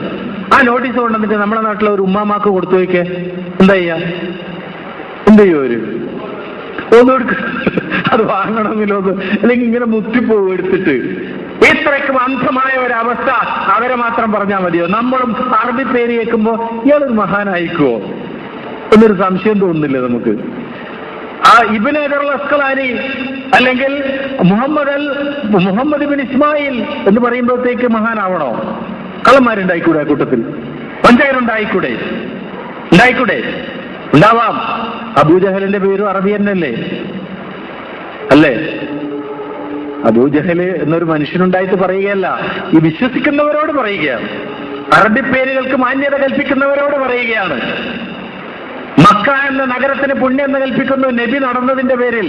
അതേ സ്ഥലത്താണ് അബൂജഹലും നടന്നത്, ഈ അബൂലഹബും നടന്നത് അവിടെയാണ്, അബൂ സുഫിയാനും നടന്നത് അവിടെ തന്നെയാണ്, അല്ലേ? ഇവർ ഇതിന് വേർതിരിവുകൾ കാണുമ്പോ മനസ്സിലാകാതെ പോകുന്ന സമാനതകളെ കുറിച്ചാണ് ഞാൻ പറയുന്നത്. വൃത്തികെട്ടവൻ അറബി പേരുള്ളവരിൽ ഉണ്ടാവാം, നല്ലവനുണ്ടാവാം. മലയാള പേരുള്ളവരിൽ നല്ലവരുണ്ടാവാം, ചീത്തയുണ്ടാവാം. ഉണ്ടാവാം. ഈ സത്യം നമ്മുടെ മനസ്സിനെ ബോധ്യപ്പെടുത്താതെ എങ്ങനെയാണ് മറ്റുള്ളവരോട് പറയുക? അതാദ്യം നമ്മൾ ചിന്തിക്കണം. ഇവിടെ തിർമിദി ജനിച്ചത് തിർമിദി എന്ന നാട്ടിലാണ്, ഉസ്ബെക്കിസ്ഥാനിലാണ് ആ സ്ഥലം. മനസ്സിലാക്കണം, എല്ലാം ഈ റഷ്യ പിന്നെ ഇറാൻ ആ ഭാഗത്ത് തന്നെ. രസം എന്താണെന്നറിയാവോ? തിർമിദി എന്നാണ് ഈ മനുഷ്യൻ അറിയപ്പെടുന്നത്. തിർമിദിയിലാണ് ജനിച്ചത്. പക്ഷേ ചില ചരിത്രകാരൻ പറയുന്നു മക്കയിലാണ് ജനിച്ചത്. ഇയാളുടെ ഐഡന്റിറ്റി പോലും ചോദ്യം ചെയ്യപ്പെട്ടു. അറിയപ്പെടുന്നത് തന്നെ ഞാൻ മലയാളി എന്ന് അറിയപ്പെടുക, പക്ഷെ ഞാൻ മലയാളി അല്ലാതിരിക്കുക. എന്താണ് അതിന് പറയേണ്ടത്? എന്താ പറയേണ്ടത്? എന്ത് വിശ്വസനീയതയാണ് ആ ചരിത്രത്തിനും ആ വ്യക്തിക്കുമുള്ളത് എന്ന് ചിന്തിക്കണം. ഈ തിർമിദി ചരിത്രകാരന്മാർ പറയുന്നു, തിർമിദിയിൽ ജനിച്ച തിർമിദിയിലല്ല മക്കയിലാണ് ജനിച്ചത് എന്ന് ചില ആൾക്കാർ. എന്നിട്ട് ഇറാഖിലേക്ക് പോയി, ഹിജാസിലേക്ക് പോയി, ഇന്നെവിറ്റബിളി ഖുറാസാനിലേക്കും പോയി. ഖുറാസാൻ വിട്ടിട്ട് കളിയില്ല. അതാണ് ഇതിന്റെയൊക്കെ കേന്ദ്രം. ഓക്കെ, ഇത് പിന്നെ സഹബി പറയുന്നു, ഈ സഹബി ഇവരെയൊക്കെ സംശയിച്ചിട്ടുണ്ട് കേട്ടോ. എങ്ങനെയോ ചരിത്രത്തിൽ മനസ്സിലാകുന്ന അങ്ങനെയാണ്. സഹബി പറയുന്നു, ഈ മനുഷ്യന്റെ പൂർണ്ണമായ ഹദീസ് വിജ്ഞാനം ബുഖാരിയിൽ നിന്ന് കിട്ടിയതാണ്. ബുഖാരി പറഞ്ഞു കൊടുത്ത ഹദീസ് ഇയാൾക്കറിയൂ. Entire hadith knowledge came from Bukhari. ഈ മനുഷ്യൻ അദ്ദേഹത്തിന്റെ ഗ്രന്ഥങ്ങളിൽ 114 സ്ഥലത്ത് ബുഖാരിയെ കുറിച്ച് എഴുതി വെച്ചിട്ടുണ്ട്. 114 സ്ഥലത്ത് ബുഖാരിയെ കുറിച്ച് എഴുതി വെച്ചിട്ടുണ്ട്. അദ്ദേഹം ആവർത്തിച്ചാവർത്തിച്ച് പറഞ്ഞ ഒരു വാചകം, ഈ ഭൂമിയിൽ ജനിച്ചിട്ടുള്ളതിൽ വെച്ച് ഏറ്റവും അറിവ് സിദ്ധിച്ച മനുഷ്യൻ ബുഖാരിയാണ്. തിർമുദി സാക്ഷ്യപ്പെടുത്തുകയാണ്. സ്വന്തം ജന്മനാടേതെന്നറിയാത്ത തിർമുദി സാക്ഷ്യപ്പെടുത്തുകയാണ്, ഭൂമിയിലെ ഏറ്റവും വിജ്ഞാനമുള്ള മനുഷ്യൻ ബുഖാരിയാണ്. മനസ്സിലാക്കണം. എന്നിട്ട്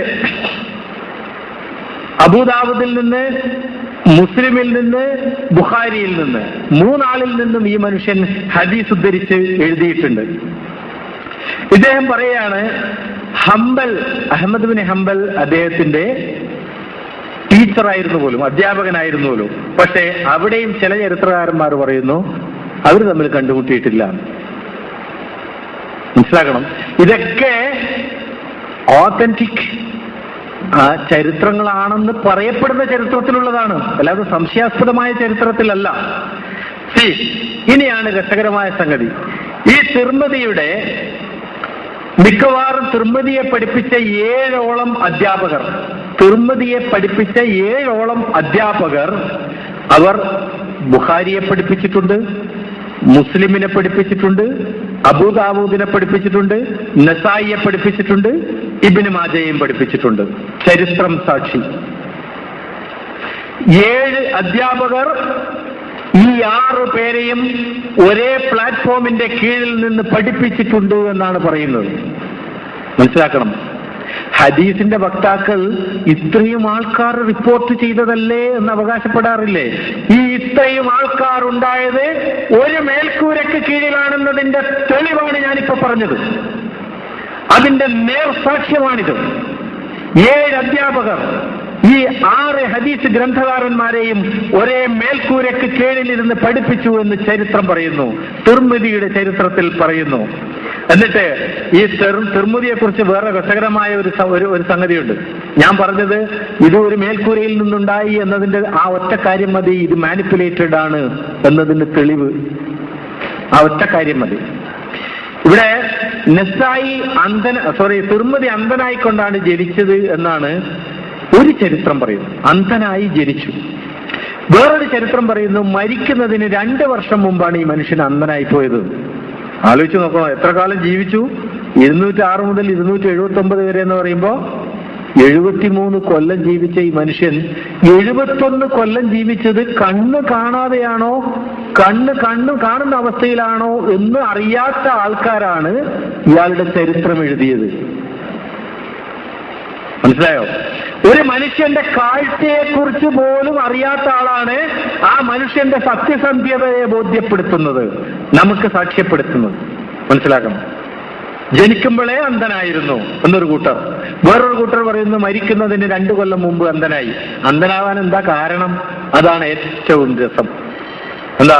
അള്ളാനെ പേടിച്ചിട്ട് കരഞ്ഞും അന്ധനായി പോയി.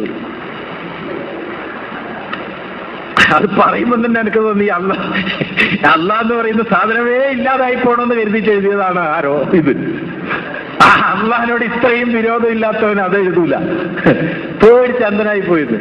വേറൊരാൾ പറയുന്നു അള്ളാനെ പേടിച്ചിട്ടല്ല, ബുഖാരി മരിച്ചപ്പോ സങ്കടം കൊണ്ട് കരഞ്ഞിട്ട് അന്ധനായി പോയതാണ്. ഇയാളെ ഉമ്മ മരിച്ചിട്ട് ഇയാള് അന്ധനായിട്ടില്ല, ഉപ്പ മരിച്ചിട്ടുമായിട്ടില്ല. ഞാനിപ്പോ നിങ്ങളോട് പറഞ്ഞത് പരിപൂർണമായ ചരിത്രങ്ങളൊന്നുമല്ല, അതിലെ പ്രധാനപ്പെട്ട വശങ്ങളാണ്. കാരണം ഇതിനേക്കാൾ രസകരമായ സംഗതികൾ വേറെയുണ്ട് ഇവരുടെ ചരിത്രത്തിൽ. നമുക്ക് നല്ല ദിലീപിന്റെ സിനിമ കണ്ട പോലെ ഉണ്ടാവും, കല്യാണരാമൻ ഒന്നുകൂടെ കണ്ട പോലെ ഉണ്ടാവും. അത്തരം രസകരമായ സംഗതികളൊക്കെ ഉണ്ട് ഇവര് പല ചടങ്ങുകളിലൊക്കെ സംബന്ധിക്കുന്ന രംഗങ്ങളിൽ. പക്ഷേ മർമ്മപ്രധാനമായ ചില വിഷയങ്ങളാണ് ഞാൻ പറഞ്ഞത്. ഒരുപക്ഷെ ഈ ചരിത്രങ്ങളെ തമ്മിൽ താരതമ്യം ചെയ്യാൻ തയ്യാറാവാത്തത് കൊണ്ടായിരിക്കാം ഇത് കണ്ടെത്താതെ പോയത്. ചരിത്രം വേറെ വേറെ പഠിച്ചു, ഇത് ഒരുമിച്ച് വെച്ചിട്ട് താരതമ്യം ചെയ്തു നോക്കിയാലല്ലോ കറുത്തതും വെളുത്തതും തമ്മിലുള്ള നിറവ്യത്യാസം കൂടുതൽ അറിയുക. ഒരുപക്ഷെ തയ്യാറാവാത്തതുകൊണ്ട് ആയിരിക്കാം ചിലർക്കൊക്കെ ഇത് തിരിച്ചറിയാതെ പോയത്. അല്ലെങ്കിൽ ഭൂരിപക്ഷവും തിരിച്ചറിഞ്ഞിട്ട് ഇവരുടെ തന്നെ വക്താക്കളായതുകൊണ്ട് മറച്ചുവെച്ചതുമാവാം. അങ്ങനെയും സാധ്യതയുണ്ട്. ഇവിടെ എന്റെ കൺക്ലൂഷൻ, ഇതാണ്. മുആവിയ തൊട്ട് ഇവർ മറച്ചു വെച്ച ചരിത്രം, ആ ചരിത്രം ഇവർ മറച്ചു വെച്ചിരിക്കുന്നത് അത് സത്യമായതുകൊണ്ടാണ്. ചതിവിന്റെ ചരിത്രം, വഞ്ചനയുടെ ചരിത്രം, കള്ളത്തരത്തിന്റെ ചരിത്രം, യുദ്ധത്തിന്റെ ചരിത്രം, ആ ചരിത്രങ്ങൾ മറച്ചു വെച്ചുകൊണ്ട് ജനങ്ങളുടെ മുമ്പിൽ എന്ത് പറയണമെന്ന് അവർ തീരുമാനിച്ചോ അത് മാത്രമാണ് നമുക്ക് ലഭിച്ചിരിക്കുന്നത് എന്ന് മനസ്സിലാക്കണം. ഇജ്മായിലൂടെ അവർ മറച്ചു വെച്ചത് നമുക്ക് കിട്ടിയിട്ടില്ല. അത് നമുക്ക് കിട്ടിയാൽ തന്നെ സത്യം എന്താണെന്ന് ബോധ്യപ്പെടും. അതൊരു തെളിവ്. രണ്ടാമത്തെ തെളിവ്, ഈ 6 ഹദീസ് ഗ്രന്ഥകാരന്മാർ അവർ ജനിച്ച നാട്, അവർ ഒരുമിച്ച് കൂടിയ നാട്, അവർ ജീവിച്ച കാലഘട്ടം, അവരെ പഠിപ്പിച്ച അധ്യാപകർ, അവരുടെ ഗുരുജനങ്ങൾ എല്ലാം ഒന്നായിരുന്നു എന്നത് തെളിയിക്കുന്നത് ഒരേ സ്ഥലത്ത് നടന്ന ഒരു ഗൂഢാലോചനയുടെ പ്രൊഡക്റ്റാണ് ഇന്നത്തെ ഹദീസ്. ഇന്നത്തെ ഹദീസ് എന്ന ശാസ്ത്രം തന്നെ, ആ ഹദീസ് എന്ന കെട്ടുകഥകൾ തന്നെ ഒരേ മേൽക്കൂരക്ക് കീഴിൽ ഒരു കമ്മിറ്റി കൂടി ഉണ്ടാക്കിയെടുത്ത ഗൂഢാലോചനയാണെന്ന് ചരിത്രം സാക്ഷ്യപ്പെടുത്തുന്നു. ഇത് പറയാനാണ് ഞാൻ ഇത്രയും പറഞ്ഞത്. ഇവിടെ ഞാൻ ആദ്യം ചോദിച്ചു വെച്ച ചോദ്യം പിന്നെയും ബാക്കിയാണ്. എന്താ? നമ്മോട് സാമാന്യ ജനം ചോദിക്കുന്ന ചോദ്യം, ഫോർ വാട്ട്? എന്തിനു വേണ്ടി? ആ ചോദ്യം ഇപ്പോഴും ബാക്കിയാണ്. അതിലേക്ക് എത്തിയിട്ടില്ല നമ്മളിപ്പോഴും. ഇപ്പൊ പറഞ്ഞു വന്നത് ഗൂഢാലോചനയുടെ തെളിവുകൾ ഹദീസ് ഗ്രന്ഥകാരന്മാരുടെ ചരിത്രത്തിൽ നിന്നും മുആവിയയുടെ ചരിത്രത്തിൽ നിന്നും കിട്ടുന്നു. അത് കള്ള ചരിത്രങ്ങൾ ആണെങ്കിൽ കൂടി അത് എഴുതുമ്പോൾ അതിന്റെ ഇടയിൽ നിന്ന് കിട്ടിയതാണ് ഞാൻ പറഞ്ഞത്. ഒരുപക്ഷെ ഈ ബുഖാരി എന്നൊരു മനുഷ്യനെ ഉണ്ടായിട്ടില്ലായിരിക്കാം. അയാൾ എഴുത്തച്ഛന്റെ കിളിപ്പാട്ടിലെ കിളിയെ പോലെ ആയിരിക്കാം. മുസ്ലിമും അങ്ങനെ ആയിരിക്കാം, അല്ലേ? കഥ പറയുന്ന കിളി ഉണ്ടായിട്ടേ ഇല്ല ഒരിക്കലും. കഥ പറയുന്നതാരാ? എഴുത്തച്ഛൻ തന്നെ. പക്ഷേ കിളി പറയുന്ന പോലെ പറയുന്നു. അതേപോലെ ഏതോ കൂട്ടർ നമ്മെ എന്തോ പഠിപ്പിക്കുന്നു ഒരു സാങ്കല്പിക കഥാപാത്രത്തിലൂടെ, അല്ലെങ്കിൽ ഒന്നിലധികം സാങ്കല്പിക കഥാപാത്രങ്ങളിലൂടെ നമ്മെ അവരെന്തോ പഠിപ്പിക്കുന്നു. അങ്ങനെ ആവാനാണ് കൂടുതൽ സാധ്യത. പക്ഷേ ഇതൊക്കെ ഒരേ കേന്ദ്രത്തിൽ നിന്ന് വന്നതാണ് എന്നതിന്റെ തെളിവാണ് ആ കള്ള ചരിത്രങ്ങൾ സൃഷ്ടിക്കുമ്പോൾ പോലും അറിയാതെ ഖുറാസാനും നിഷാപൂറും ആവർത്തിച്ചു വരുന്നു. ഒരേ കാലഘട്ടം വരുന്നു, ഒരേ അവസ്ഥകൾ വരുന്നു, ഒരേ പഠിതാക്കൾ വരുന്നു, ഒരേ പാഠകർ വരുന്നു, ഒന്നിച്ചു വരുന്നു. എന്തിനു വേണ്ടി? The $1 million question still exists. ഉത്തരം കണ്ടെത്തണം. എനിക്ക് കിട്ടുന്ന ഉത്തരം ഇതാണ്.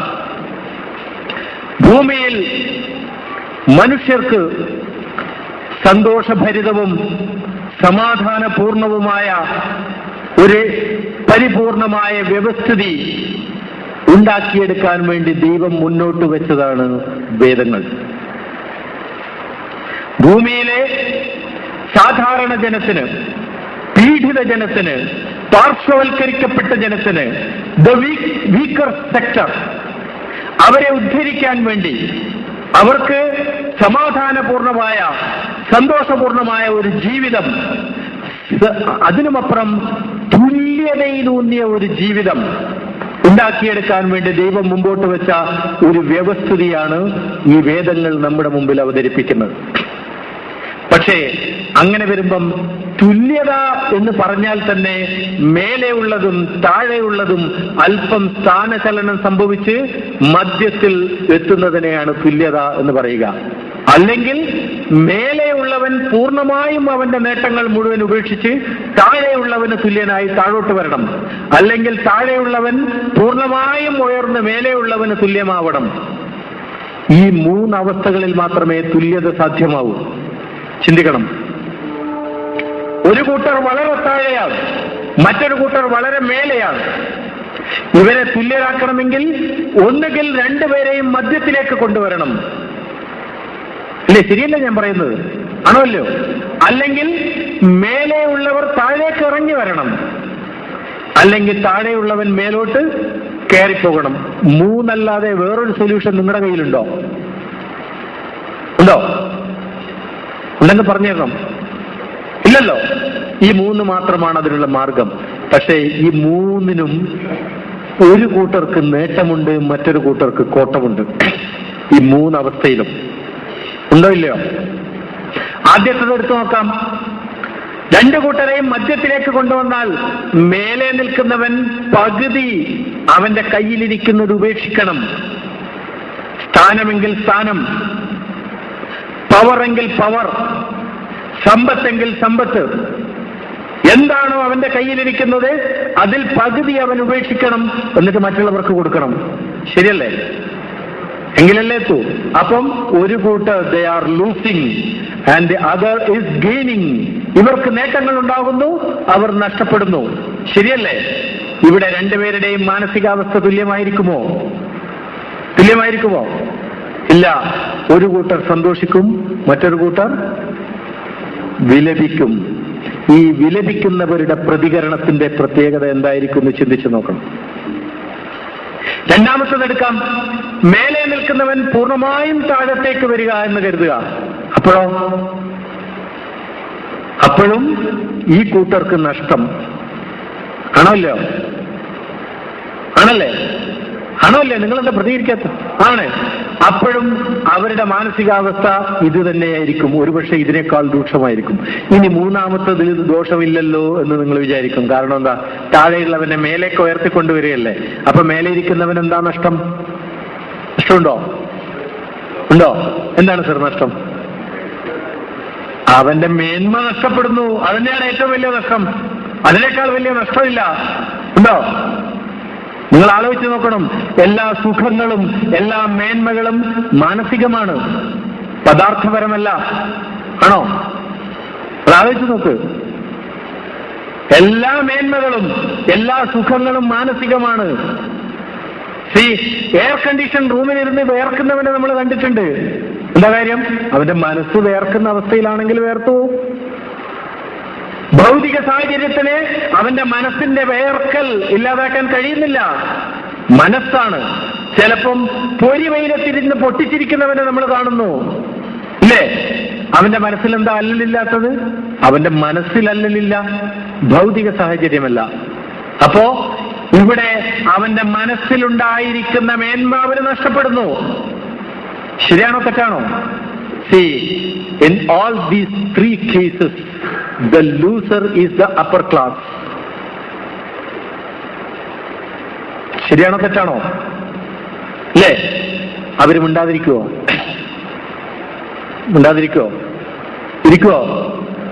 ഇരുന്ന ചരിത്രമില്ല.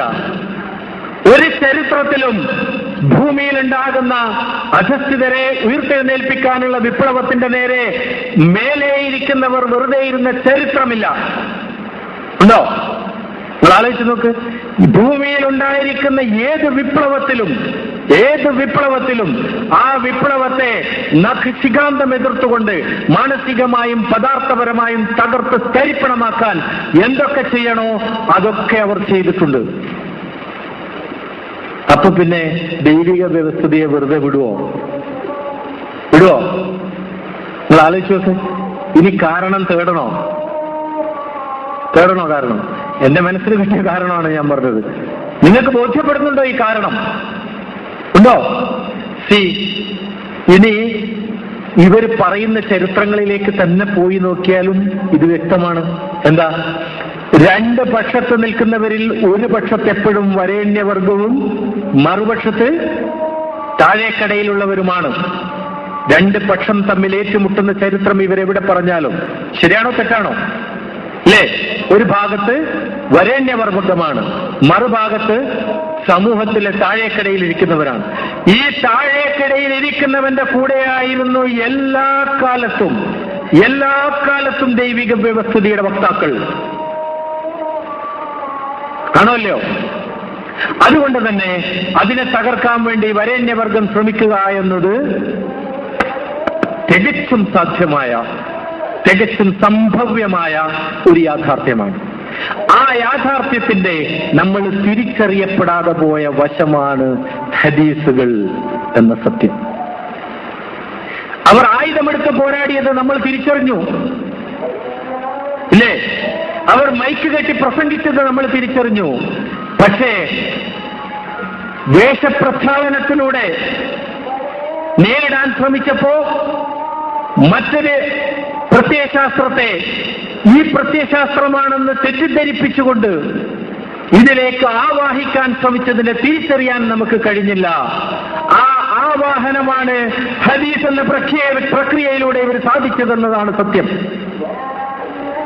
ദൈവിക വ്യവസ്ഥിതിയെ ആവാഹിക്കുകയായിരുന്നു ഇവർ ഈ ഹദീസ് എന്ന കെട്ടുകഥകളിലൂടെ.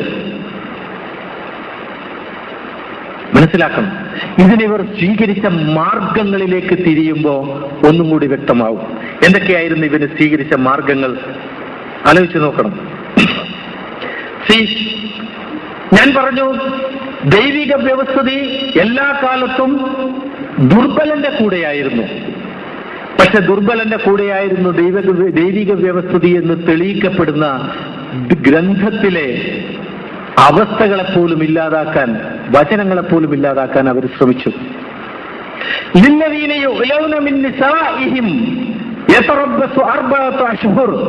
എന്നൊരു പ്രയോഗമുണ്ട് ഖുർആനിലെ സൂറത്തുൽ ബഖറയിൽ.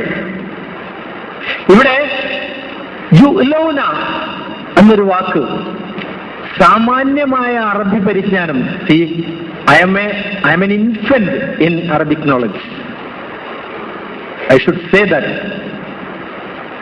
ആകെ 9 വർഷമായിട്ടുള്ള ഞാൻ അറബി പഠിക്കാൻ തുടങ്ങിയിട്ടില്ല. എങ്കിൽ പോലും മഹാപണ്ഡിതന്മാരുമായി ഞാൻ സംവദിക്കാറുണ്ട്.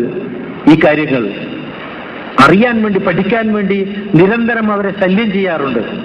അങ്ങനെ മനസ്സിലായപ്പോ എന്റെ അറിവും അവരുടെ അറിവും കൂട്ടിച്ചേർത്തപ്പോ ഒരു യാഥാർത്ഥ്യം എനിക്ക് മനസ്സിലായി. യുലൂന എന്നത് ഒരു വെറും സാധാരണ പദമാണ്, ഒരു സാമാന്യമായ അറബിക് പദമാണ്. പക്ഷേ ഖുർആനിൽ മുഴുവൻ ഇന്ന് എഴുതി വെച്ചിരിക്കുന്നത് വേറൊന്നാണ്. എന്താ? യുലൂന എന്നതിന് അവർ പറഞ്ഞിരിക്കുന്നത് ഈലാ എന്ന ഒരു ആചാരം, ഒരു അനുഷ്ഠാനം നബിയുടെ കാലത്ത് മക്കയിലുണ്ടായിരുന്നു. മദീനയിൽ എവിടെയോ, മക്കയിലോ മദീനയിലോ ഒന്നും ഓർമ്മയില്ല, എല്ലാം കണക്കാണ്. അവിടെ എവിടെയോ ഉണ്ടായിരുന്നു. എന്താണ് അതിന്റെ അവസ്ഥ? ഭാര്യയോട് പറയുക, ഭാര്യയോട് ഭർത്താവ്. ഇത് ആലോചിച്ച് നോക്കണം. ഇവരെഴുതിയിരിക്കുന്ന ഖുർആനില് ഭർത്താവിനല്ലാതെ ഭാര്യക്ക് ഒരു റോളും ഇല്ല കേട്ടോ.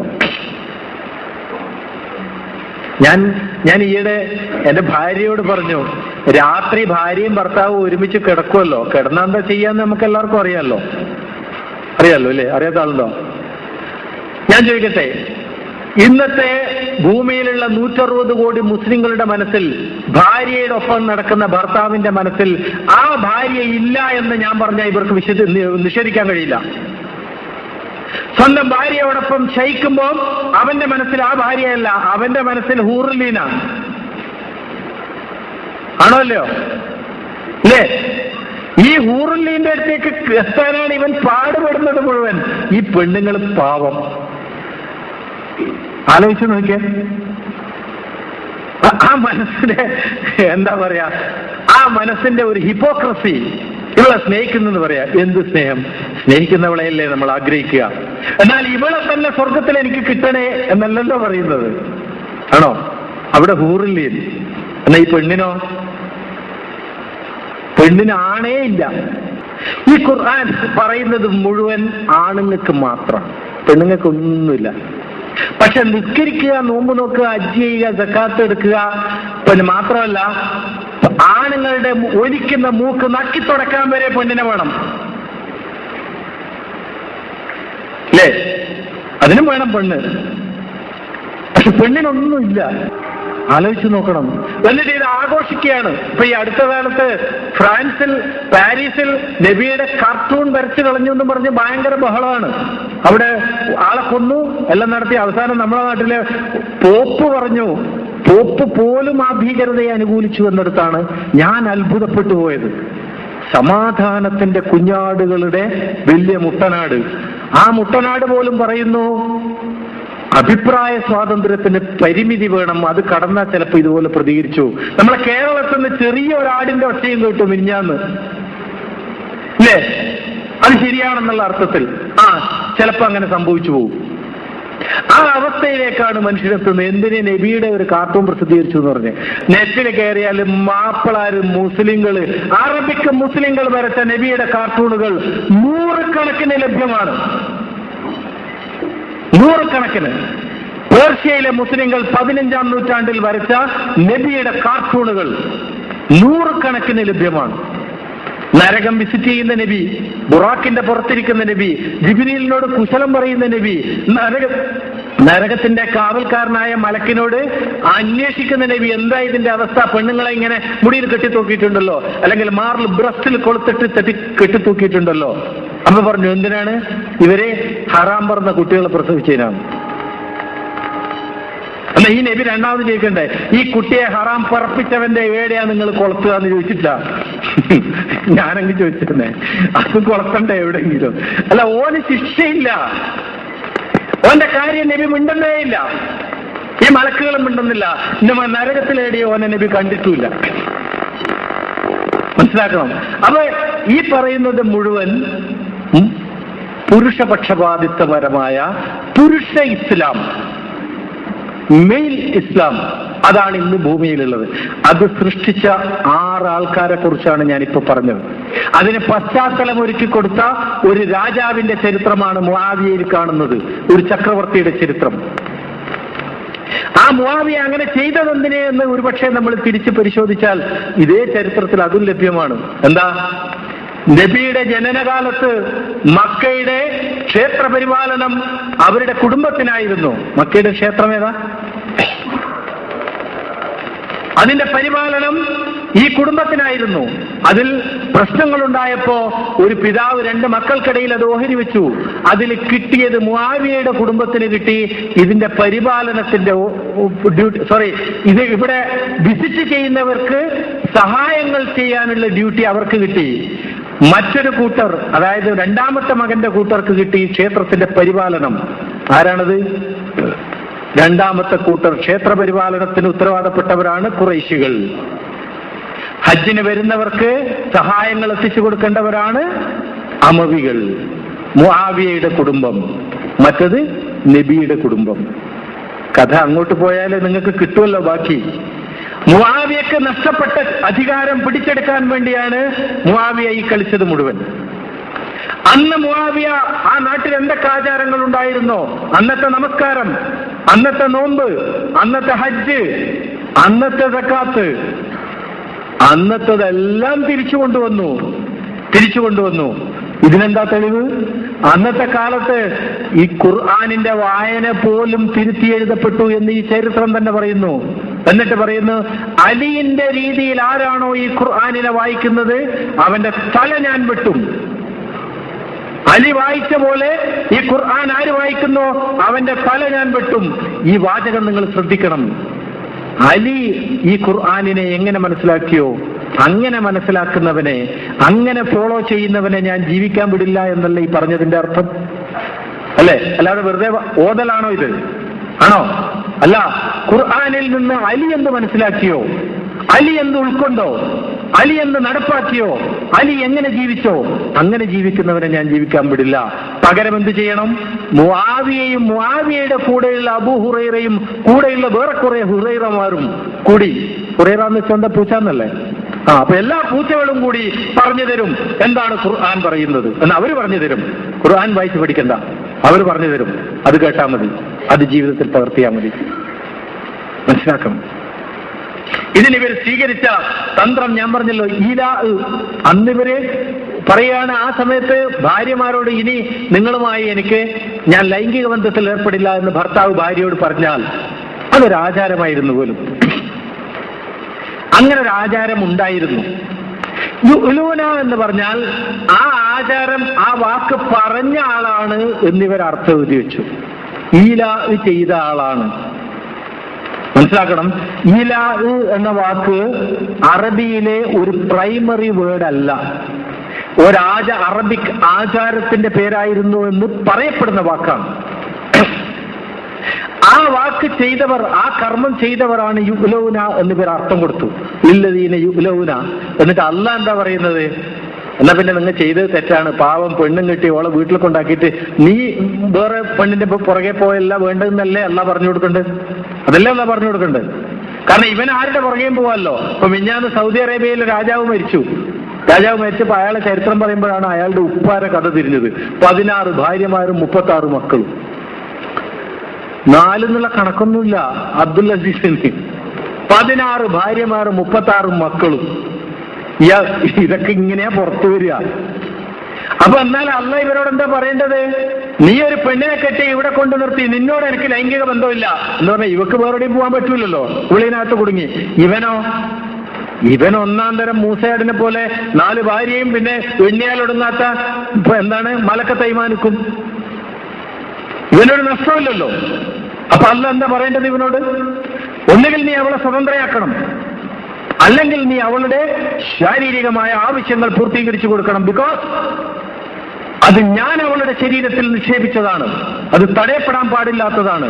അവളുടെ മനസ്സിന്റെ ബാലൻസിനെ പോലും വികലമാക്കി കളയുന്നത് എന്നതല്ലേ ശരി, എന്നല്ലേ അള്ളാഹ് പറഞ്ഞു കൊടുക്കണ്ടേ?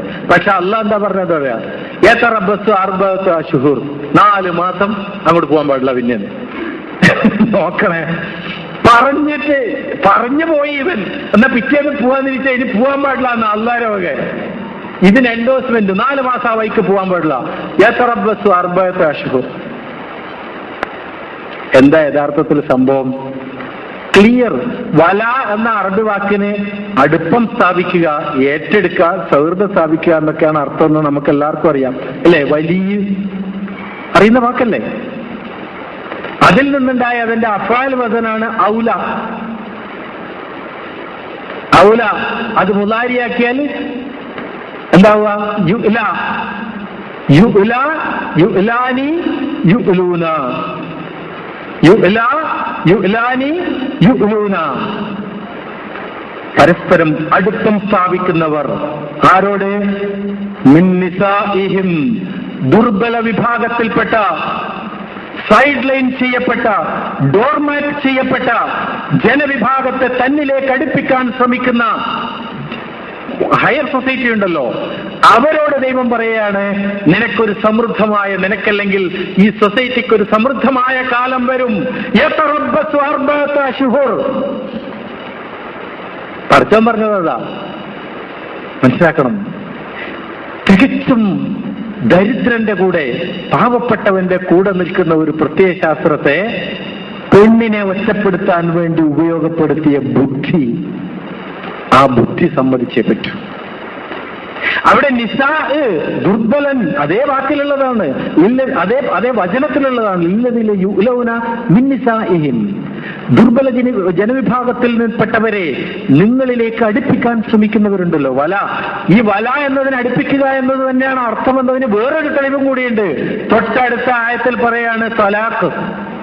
ത്വലാഖ് എന്ന വാക്കിന്റെ അർത്ഥം ദൂരത്താക്കുക എന്നാണ്. ഇന്നത്തെ പോലെ 1 ചൊല്ലി 2 ചൊല്ലി 3 ചൊല്ലി എന്ന് പറയലല്ല ത്വലാഖ്. ദൂരത്ത് നിർത്തുക എന്നാണ് ആ വാക്കിന്റെ അർത്ഥം.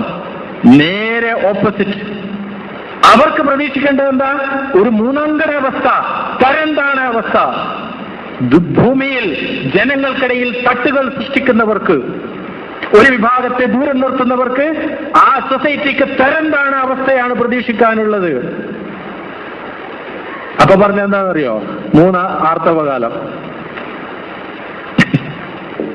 മനസ്സിലാക്കണം. അതൊക്കെ പറയാൻ പോയ സമയം കുറെ പോകും. പക്ഷെ ഞാൻ പറയുന്നത് എന്താന്ന് വെച്ചാൽ, ദുർബല ജനവിഭാഗങ്ങളുടെ കൂടെ നിൽക്കുന്ന ഒരു പ്രത്യയശാസ്ത്രത്തെ ഇവരാദ്യം എന്ത് ചെയ്തു? ദുർബല ജനവിഭാഗം എന്നതിനെ സ്ത്രീ എന്നാക്കി മാറ്റി. അപ്പൊ 2 ഗുണം കിട്ടി. 1, ദുർബലനെ കൂടെ നിർത്തണ്ട.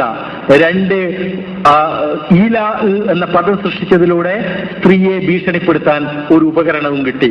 എപ്പ വേണം? പെണ്ണെപ്പോഴും പേടിക്കണം, ഇയാൾ ഈലാവ് ചെയ്ത് കളയോ. എന്തൊക്കെ ചെയ്യാം ഇയാൾക്ക്? ഇലാഹ് ചെയ്യാം, തലാഖ് ചെയ്യാം.